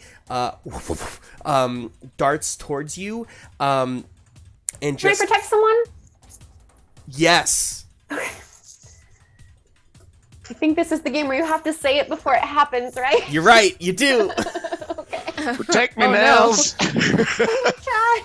Protect. Oh no! When I rolled as a 1, I don't have a good feeling about this. I rolled an 8. Yeah, because your tough is good, right? So yeah. Yes. So you do get an 8. With protect someone, that just means you protect them okay, but you'll suffer some or all of the harm they were going to get. Okay. Okay. So here's what happens then: is I Nels, shove him out of the way. you shove Darby out of the way at the last minute as this Fae and just launches at you and starts slashing into your flesh. Nels, you are going to take 3 harm, and if you have any armor, of course it applies. I do not have any armor. Okay. I mean, that wasn't included in the veteran playbook. Right. Then yeah, And you take a full 3 harm, Nels. Okay. how much harm did I take from this None. incident? None. Oh, Because Nels shoved you out of the way at the last moment. okay. So awesome. So let's see, that's Darby and Nels have gone. So this Fae currently has their legs wrapped around Darby's like mid section. I'm sorry, Nell's mid section. And is just kind of like leaning back and just clawing away at her chest. Let's go to Cal next.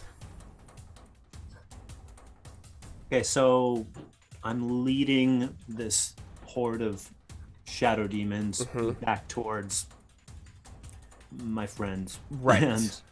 and this fey creature. And you were running behind Percy, but with your speed, you actually your stride gets in front of Percy if you want to, and you can actually get to this scene prior to her getting there. Okay. Well, I think I'm going to observe Hovos attacking Nels and basically beginning to break the rules of our little game, and so I'm going to attack them. I'm going to run and charge and just sort of leap and grab onto them and bite them on the neck. Fantastic. Make a kick some ass.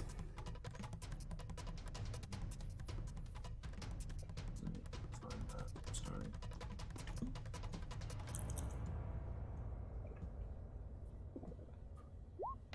Oh dear, it's a failure. No. Failure. It's a 4. I rolled a 4. All right, take a point of experience. And what happens here? You try to leap up, but Hovos seems to see you coming, and at the last moment launches themselves off of Nels, and you just kind of smack into your sister. The two of you go tumbling to the ground as Hovos comes back down, looking at you, and grabs... Yes, Percy. I would like to use my ability Never Again. In combat, you may choose to protect someone without rolling, as if you had rolled a 10+, but you may not choose the option Suffer Little Harm. I want to protect Cal and also eat the Fae. And also eat the Fae. Sick, dude. That's really awesome. Yeah.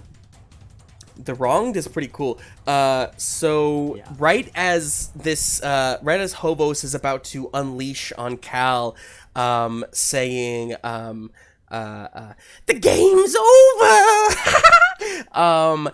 Percy, you, step in and place your hands just at the Fae's back, at Hovos' back, at which point, you all see this kind of dark, like, black energy emanating around Percy's hands. Percy's eyes go this, like, flaming, like, black, color, catching fire. And you see she, like Hovos is, like, staring at you, Cal, and Nels, you're right there as well. And he's like, ah! And you see that his eyes go from, like, crazed delight to like horror, and just like a flip of a switch as you see like the color get drained from his body, like the you know, the little flecks of like glitter dust and whatnot that are kind of in the skin, and the somewhat purple misty fur and whatnot, just kind of as like turns like into this monochrome creature, Percy, you are just bathing in this energy as it like burn, like the mist kind of catches fire as it kind of goes into you, and you just breathe it in. As Hovos just and just kind of slowly drops to the ground. After this happens, I would like to stand up straight and turn around to the wall of darkness, these demons that have been pursuing us. Yeah. And just say, my humans. And see what they do. Amazing. You turn back. Go ahead and roll, use magic, and get yourself a +1. Okay, I use magic. We're gonna do weird. We're gonna do a 1. A 7. It's fine. Percy, all of these demons, you say this as they all are rushing, and you say that, and they all go right at you instead of your friends. Just bulleting into your body. The rest of you watch as the shadows get absorbed by Percy and just disappear.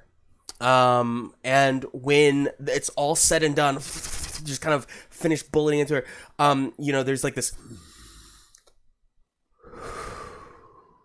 and as the breath comes out, the shadows of the trees just slowly regrow on the ground, and all is silent, and all is still. And Percy, if I didn't mention, you do lose all the harm that you took, including your instability. Yeah. Okay, cool. And with that, my friends, there is no more threat in your immediate vicinity. Nell's kind of like falls / rolls over onto her like hands and knees wherever her and Cal are, and just like starts coughing. Since she sustained some harm, she starts coughing and kind of like hacking up some black goo on the ground. Awesome. And I think Darby is on the ground after being knocked over by Nels and is like just aiming his rifle like towards in Percy's direction, because that's where the demons were heading. Yeah. And now he's like, is my friend okay? I think he's just kind of stunned by this event. Absolutely. Because that's new to him. What about Mac? Mac, you see your friend Nels is coughing up black ichor. They're like, Nels's chest is just bloodied up. It's not ripped open like those victims, but it's pretty bloody. Can I do some like first, second, and/or third aid? Yeah, absolutely. Third aid, please. 1 third aid, please. Go ahead. Let's do which one? Yeah, that's a good question. We'll just call this a help out action, and if you get 7 to a 9, we'll call it a you get one harm back, and if it's a 10 or higher, you get 2 harm. Oh my gosh. Okay. Surprise, everyone. Mac is actually not that cool. So I'm so sorry. That's amazing. You got you rolled snake eyes. Oh no! You also have a -1 on your cool. So please don't. So I stabbed her with my knife. Oh no! So, Mac, what happens is you walk over and you're like, okay, and you start like putting pressure on the wound, like that's gonna help. And Nels just like cries out in pain as you like immediately pull your hands back. That cool. Sorry. This pack of Band-Aids is actually a pack of gum. And I think at that, like, Darby's just gonna like take off his scarf and be like, "We're doing first aid, not ninth aid," and he's just gonna try to start patting it, Okay. to be protected. Sure. Emma, what is your harm right now? I have 3 harm, so I am still technically stable, but if I Okay. take one more, I will be unstable and dying. Great. So, for the record, Nell's is bad, but Nell's, you can still stand, you can still move. So, immediate first aid is not necessarily vital. You can travel and go back to town and get first aid there, and like, just so we don't have to keep, rolling I'm here. fine. I'm fine. Let's keep going. Okay, well, do you want gum or no? Sure, give me Okay, a there second. you go. While that's happening for the 3 of you, Cal, what do you think you're doing, Cal? Standing up and just checking out Hobos. Yeah. How's Hobos looking? Looks kind of drained and Hovos is dead, but at the same time not dead. There's this, like, the soul, and this is something you know too about Moonveil and what, like when Fae die, there's a bit of rebirth that happens. Their soul returns to the Moonveil, evolves, somewhat perhaps, or devolves depending on different things.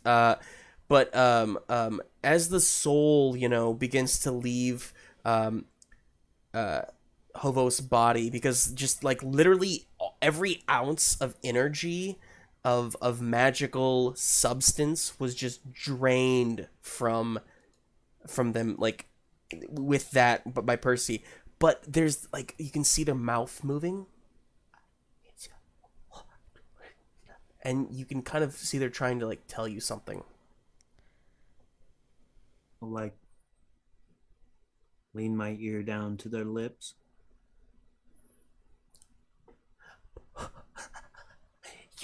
You win, Manlin. You win. The crown was stolen.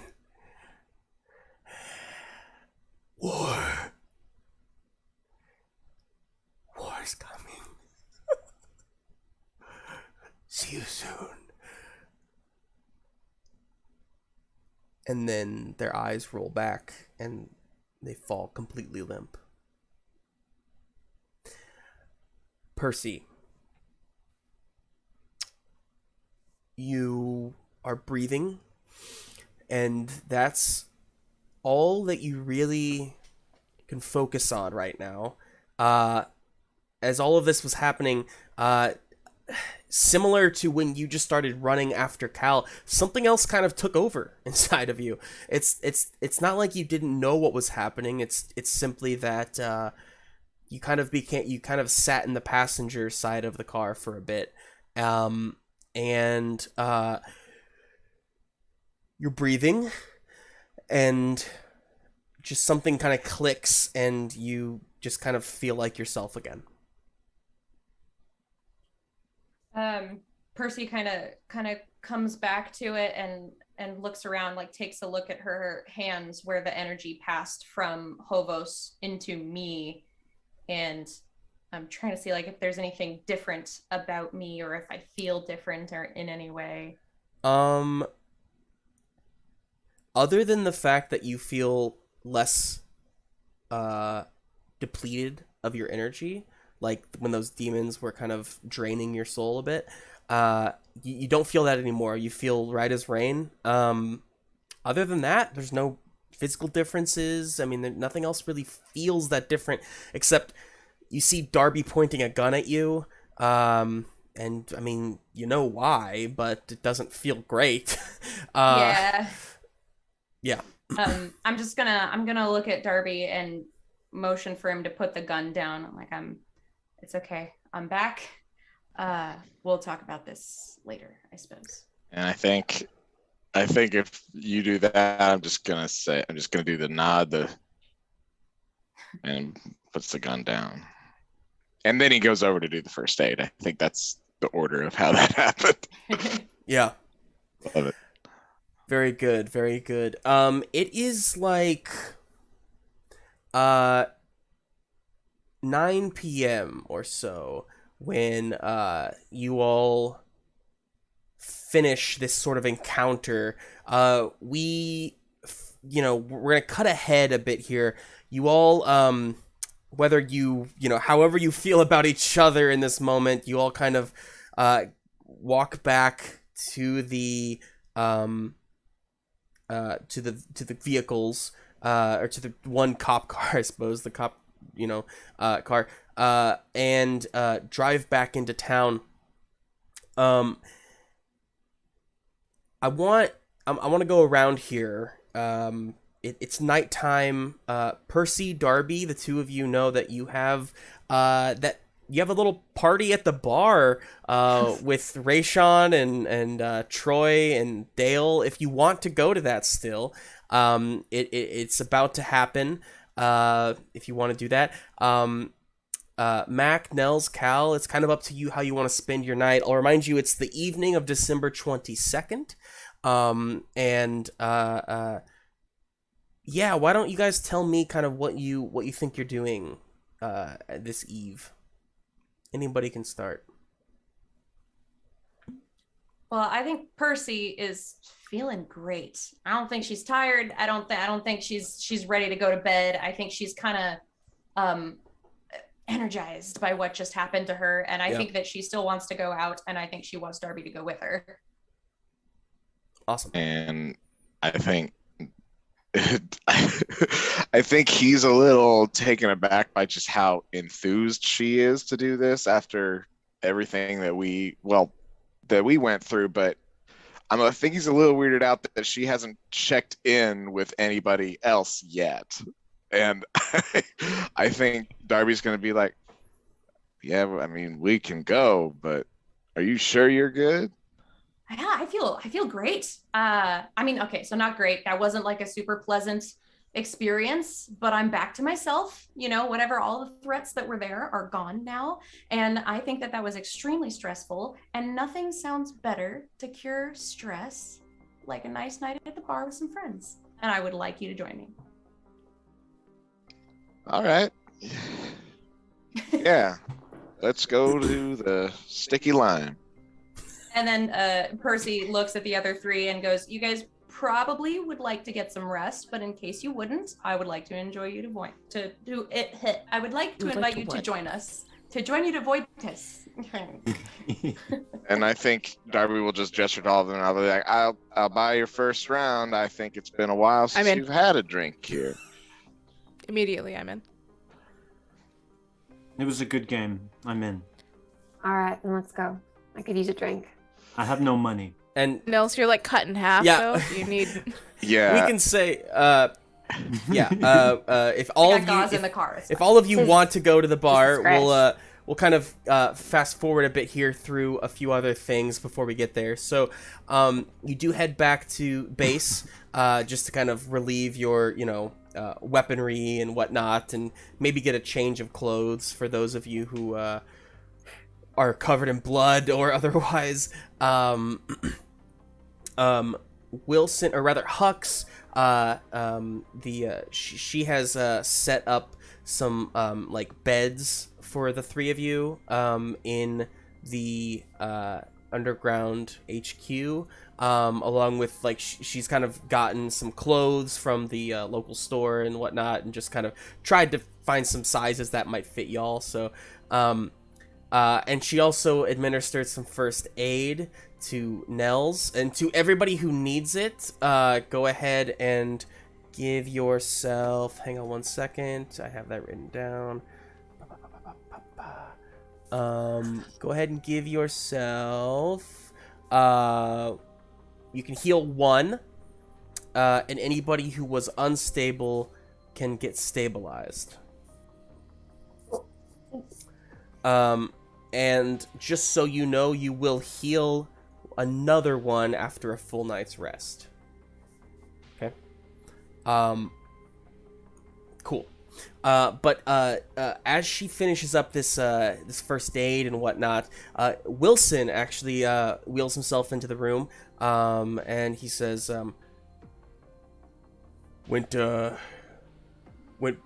bad, huh? Did you get him?" Sure did. Well, hell, good. I'm glad that's off my plate. So, what was it? And I think Darby's just gonna look to Cal, and I'm like, I think this fella will be able to explain that best. It appeared to be one of the Fae from the Moon Bayong. It was. Alright, well, good to know. Good to know. I still don't understand how they got here during the day. That's what's really grinding my gears, but We came here during the day, didn't we? yeah, that too. I'm not really sure how that happened either. There's a lot of just newness happening right now, and I don't know. To be honest with you, I'm taking over for the sheriff for the foreseeable future here, just in an interim fashion. But with that in mind, I'm gonna have to be stepping away a little more frequently, just dealing with a little more of the managerial parts of the position. So maybe it's a good thing that the three of you came when you did. Might need a little more help around here with all these new mysteries about. So anyway, thank you for your help so far. Hey, did you ever find old man Bartholomew? And I'll just like put a hand on Nell's shoulder, and I'll be like, Bartholomew is in a cave in the woods. I can take you there in the morning. He's gone. Yeah. I'm just glad we found him. It's something at least. I'll tell his wife in the morning. Okay, well, hey, you've all earned yourself a bit of a rest, so I'll leave you to it. I'm gonna try to get some shut-eye myself. Big day tomorrow. And he just heads out. The five of you, it's about 10 p.m. or so when you head out to the Slippery Lime.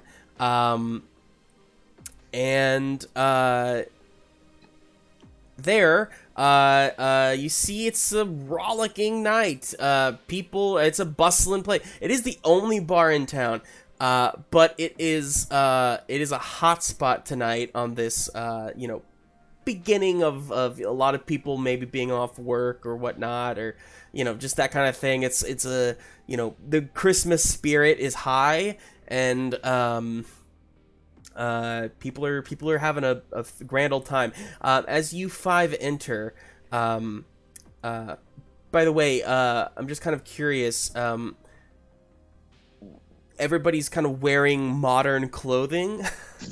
I'm kind of interested in letting you guys choose what maybe that is. Nels and Mac, especially Cal. What are shoes? Is that a thing for Cal? Yeah, or? I mean, I think I'd wear whatever Hux brought to me, since I didn't bring anything back with me. Yeah. Didn't we decide that it was like a Santa coat or something of the sort? Yes, but I mean, then she yes, also after the brought fact. like more clothes now. Like that was just like a quick fix thing at the costume shop. So she did find like thrift store clothes that like are a little more inconspicuous. But if you want to stick with the Santa costume, you could do that too. I don't know. Maybe. I don't know. Yeah, I mean, I think seems in fashion. Like, I think it's hilarious, season. honestly. I think you and Hux have this whole conversation of like, well, I got you these, but I wasn't sure what Okay, so are you just gonna wear that? All right. Well, at least put some shoes on. You know, I got these Jesus sandals here, and I think this may be your size. So you're just wearing like a Santa Claus costume with like sandals, and it is snowy out, so it's kind of funny. Great. Nels is wearing boots, black jeans, and I think either if I can get a leather jacket, that'd be awesome, or a like a denim jacket. Definitely also like mittens and a scarf since it's cold outside. Awesome. Oh, geez. Okay. Well, obviously, Mac's polo shirt is timeless. But did trade in the cargo shorts for some slacks, nice belt, and a car coat of sorts. And is trying to look as cool and chill as the kids did on the television. Awesome. Yeah. I mean, if you're dressed like they dressed in the 90s, then your style is very in 2021. It's true. So That 30-year I'm gap gonna be does the- wonders. I'm the talk of the town. I've made several TikToks at this party. TikTok of the town. You all enter the Slippery Lime to find Darby. You see that Troy, your manager, calls over. Darby, hey, you made it. Come on over. And you see Rayshawn is smiling and waving at you, Percy. Percy, hey. I saved you a seat. If you wanted to, I didn't realize you had other friends, family. Is we can make room. They start like scooting down a little bit and like making room at this tight kind of corner booth. I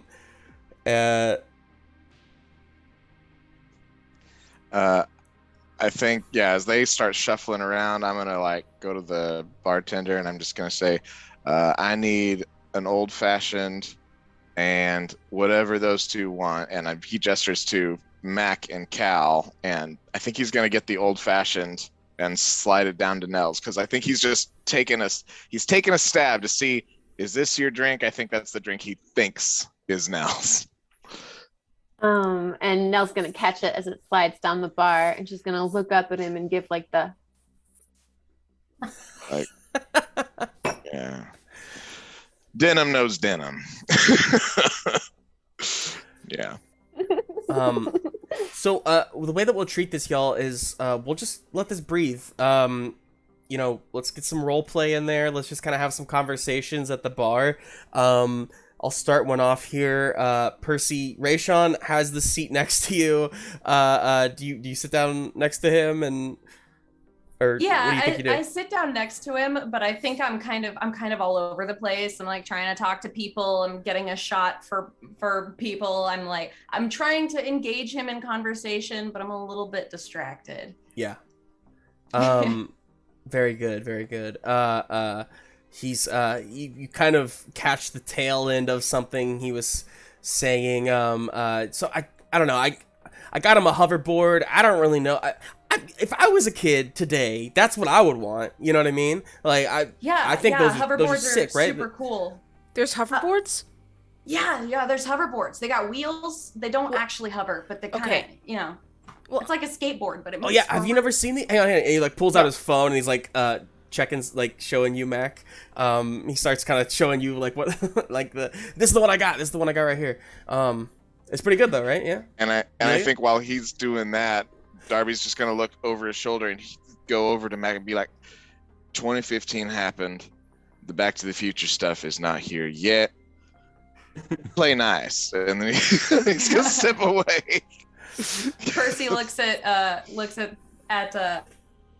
Rayshawn and is like, these three are time travelers, and just like totally no shit is like, here's everything that's happening. And then she kind of I'm funny. Yeah, and then that's moves on from it. Yeah. You're weird. It's cool. He's Darby's just like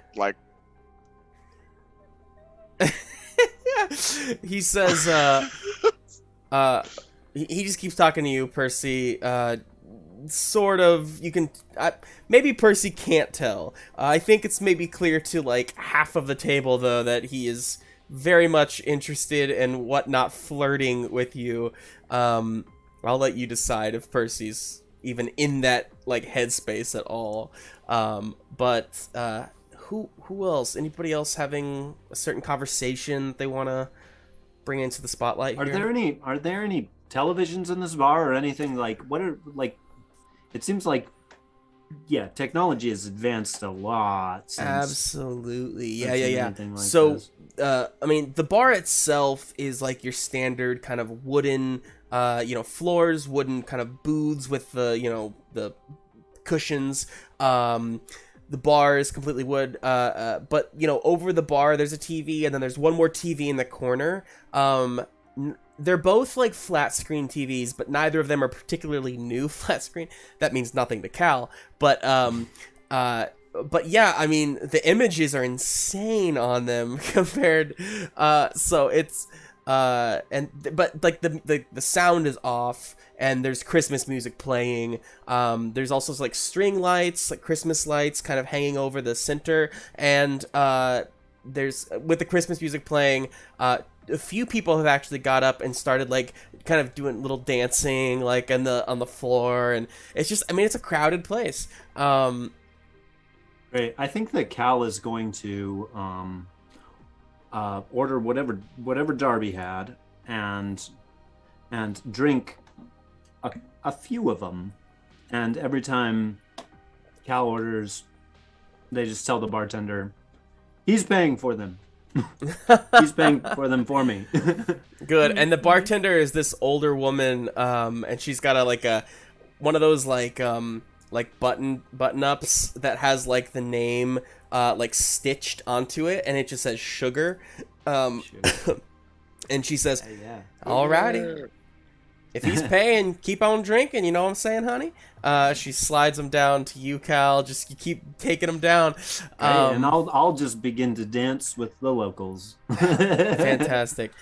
Cal, maybe for the first time in a little while, I mean, maybe since, whether you want to admit it or not, since your sister arrived back in your life, you feel like the stress and like the responsibility kind of fall off of you, and you get a little just lost in the music and the lights and the swirling and the dancing, the laughter and the joy, and it feels like home. So while Cal is out there just dancing, you guys you see that they're just like out there like having the time of their, dressed up as Santa Claus, by the way, so everybody's like loving it, and like there's lots of woos, Nels, what do you think you're up to? Nels is sitting at the bar, kind of watching Cal dance, smiling a little bit, glances up at the TV. It's probably like a football game or like a rerun of a classic like Friends show or something. But the music that's playing in my mind is Rocking Around the Christmas Tree, and she like kind of smiles to herself and she says, "Some things never change." I love that. To no one in particular. She just says it. Sure. Takes another drink. You say that there's an older gentleman kind of sitting not too far away from you. Not older, just not like in his 30s. You know what I mean? He's maybe a little younger than Nels is at this point. But and he's wearing a wedding ring too, and there's not like much. He just kind of like looks up to you and says, "You new around here? I haven't seen you around much." Yeah, just got into town. Oh, wonderful. Where from? Missouri. Ah, Missouri. Awesome. Yeah. Yeah, I got some family out there. I'm Dale, by the way. Hi, Dale. Nice to meet you. Friends call me Nels. Nels. Awesome. I mean, welcome to Smalltown. You came at a festive time. I could see that. Yeah. What do you do? I am she really honestly doesn't know what to say, so there's a weird silence. She says, I'm figuring it out. You know, I do a little bit of this, a little bit of that. I used to fly planes. No shit. That's awesome. Yep. Mm-hmm. I am very jealous of you right now. How do you know Percy? I saw y'all coming in together. Is that? We're part of a group, sorority. Does We're Percy from the overhear same any of this? sorority. Yeah, it's on the other side of the table. Maybe when you hear your name, Percy, you hear. I think Percy tries to help, and at the same time, Nell says sorority. Percy says book club. It's a book club called the sorority. Yeah, it's a group of sisters. Yeah, And we Percy- talk about books. Percy, you know this man. You know him, Dale Rogan. He's your not your best friend, but your friend at the hospital, Franny. It's her husband. And he says, the book club. Is Franny in that one or? No. So it's called the sorority because it was started in the sorority. You know, it's girls that were associated with my college class. Gotcha. And she was from that sorority, not my class, Wow. obviously, but you know. Yeah. No. Way that's back. Cool. Yep, Cool. small cool. world. Mm-hmm. Percy. Mm-hmm. I'm sorry, Darby. You are hanging out, you're maybe talking with Troy, your manager, and all this is happening. Darby, earlier today, in the woods, you felt like there was something watching you. Or rather, all of you. There was just a presence there. You remember that? That feeling comes back to you now. That All right. presence seems to be here again, and there's something about, again, you have that heightened sense in this moment that you're being watched by something supernatural. All right. Am I in a conversation with anybody in the bar right now? Troy's talking to you something about Okay. work. He's in the middle of a long story. Okay. I'm gonna feign like I gotta take a break, and I think he's gonna step towards like the quietest area, the most open area, and investigate a mystery. Yes, please go ahead and roll. All right. And it's a 7. 7. With a 7, you can ask me. One. Hang on. What is it? Investigate a mystery. 7. One general question. What's watching me? Sure. I'm gonna answer you in a very general way here. You know that there's something supernatural. You can't see it, so you know that looking around isn't really gonna help you much. But you realize it's not necessarily watching you. You just happen to be around when it's watching. It's not watching you though. You get the sense that it's watching someone else. Percy. Is there? Okay, go on. Yeah. Percy. You're in the middle of this like book club thing. Ray Sean starts like talking a little bit. He's like, he's like, have you read 11/22/63? It's a wild one. It's Stephen King, Yeah, no, I love Stephen King. I haven't read that one though. Oh, it's wild. So it's about, and he's in the middle of this conversation. Percy, your stomach starts just turning like intense pains, like you're vocally making noise. Anybody who looks at Percy, it looks like she's about to puke on this table. Let's get you over here, Yeah, sister. I think And I had too much to drink. As you say that, Percy, you just and out of your mouth, shadows spill forward. For the record, this is the consequence that you chose to take earlier. Everyone at the table sees this happen. Shadows spill forward out of your mouth. They're not the full demons, not anything like that. It's just in a way, it's like residue. It's like you took what parts you needed and the rest you are giving up. And the shadows, just kind of the entire room, just like demonic owl pellets. It goes, it goes dark. Like the string lights just kind of, and then turn back on. But for a moment, there was just darkness, and most of the room didn't just whatever. But Rayshawn and Dale, both specifically saw those shadows come out of your mouth, Percy. And they're both staring at you. Did Max see this? Yeah, Mac, you saw it. You're sitting there. Could I go find Darby? Darby seen this. Darby, you saw it too. I mean, you're across the bar. You're kind of you stepped away to yourself, but you did see it happen. All right. Hey.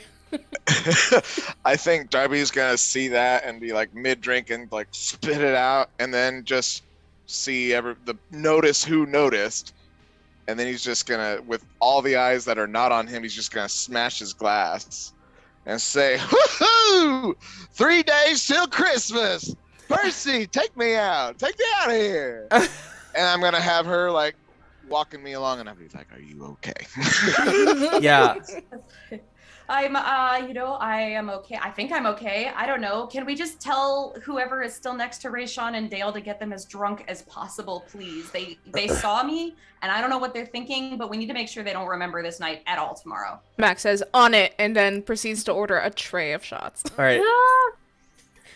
Also All right, pointing at boys. Darby, saying, Darby's paying. Emma, did you want to say something else? Oh gosh. I was when I see the shots, I say, "All right, boys, bottoms up." Yeah, what was that? Did you guys see that? And they're just kind of like talking. It kind of fades into the background as we follow Darby and Percy as you head towards the back door. Now, Percy, you remember this is where you first investigated the death of Lewis Klein, way back in our one shot. And kind of through this back door, the two of you step out into the back lot there. There's a single street light up ahead of you, or up above you, that's kind of keeping the and as you step out there, Darby, you feel that presence intensify, and it dawns on you in this moment what has been watching you all has not been watching you or the others. It's been watching Percy specifically. And it's nearby. Okay. Where's Percy right now? Is she Next to you. helping Yeah. me? Yeah, just right next to you. And I'm just gonna lean over and say, whatever's watching us is watching you. What do you mean? Wait, is there something watching us? I feel something watching us, and this is the third time I felt it tonight. They are watching you. Can you feel anything? The light Percy. flickers. Still on. Great. Percy is going to kind of look around, take a deep breath, and like close her eyes and try and turn her senses inward to see if she can sense anything in the area. Fantastic. Go ahead and roll use magic, Darby. And as she does that, he's gonna pull out his lighter and just light it. Okay. Okay. Oh, I'll give you a +1 on this, Percy. okay. Sure. Hey, I did something. I got a 14. Double sixes. Look, Taylor, you've been rolling horribly all night. But if It's there was about one time. time for you to come in clutch, it would be right now. Stellar. Percy, Nice. you kind of close your eyes and try to focus on what it is that's watching you. Darby, you flick your light just as you do. Yeah. The street light once again and turns back on. And standing in front of you, where there wasn't anybody before, it's like almost like if you look too hard at the edges of this figure, you'll just see that they are made like of shadow. But if you don't worry about that too much, they do kind of just come off somewhat human. With the one big exception of the lack of color. There's just the absence of color on their body. They're wearing like human clothes, or at least like the facade of human clothes. They have 2 legs, they have 2 arms, they look human, just kind of the fringes give off a bit of a haze. All of that Darby notices as he looks at this person. Percy, you don't notice any of that, because you are immediately taken by the eyes of your mother as she says, "Suppose it's time I came out of the shadows." And that's where we'll stop tonight's session Ooh. of Monster of the Week, Duskfall!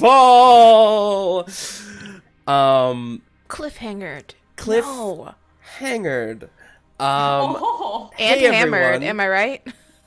Hammered. Yo, y'all gonna be hanging over tomorrow. Speaking of tomorrow, in the real world here, tomorrow is a holiday in the US. It is a holiday called Thanksgiving, and if you celebrate it, we hope that you are with people you love and with friends and family, and we just, want to wish you the very best. Be safe. Don't forget, we're still in a pandemic, so please be safe with those around you as you take in the festivities.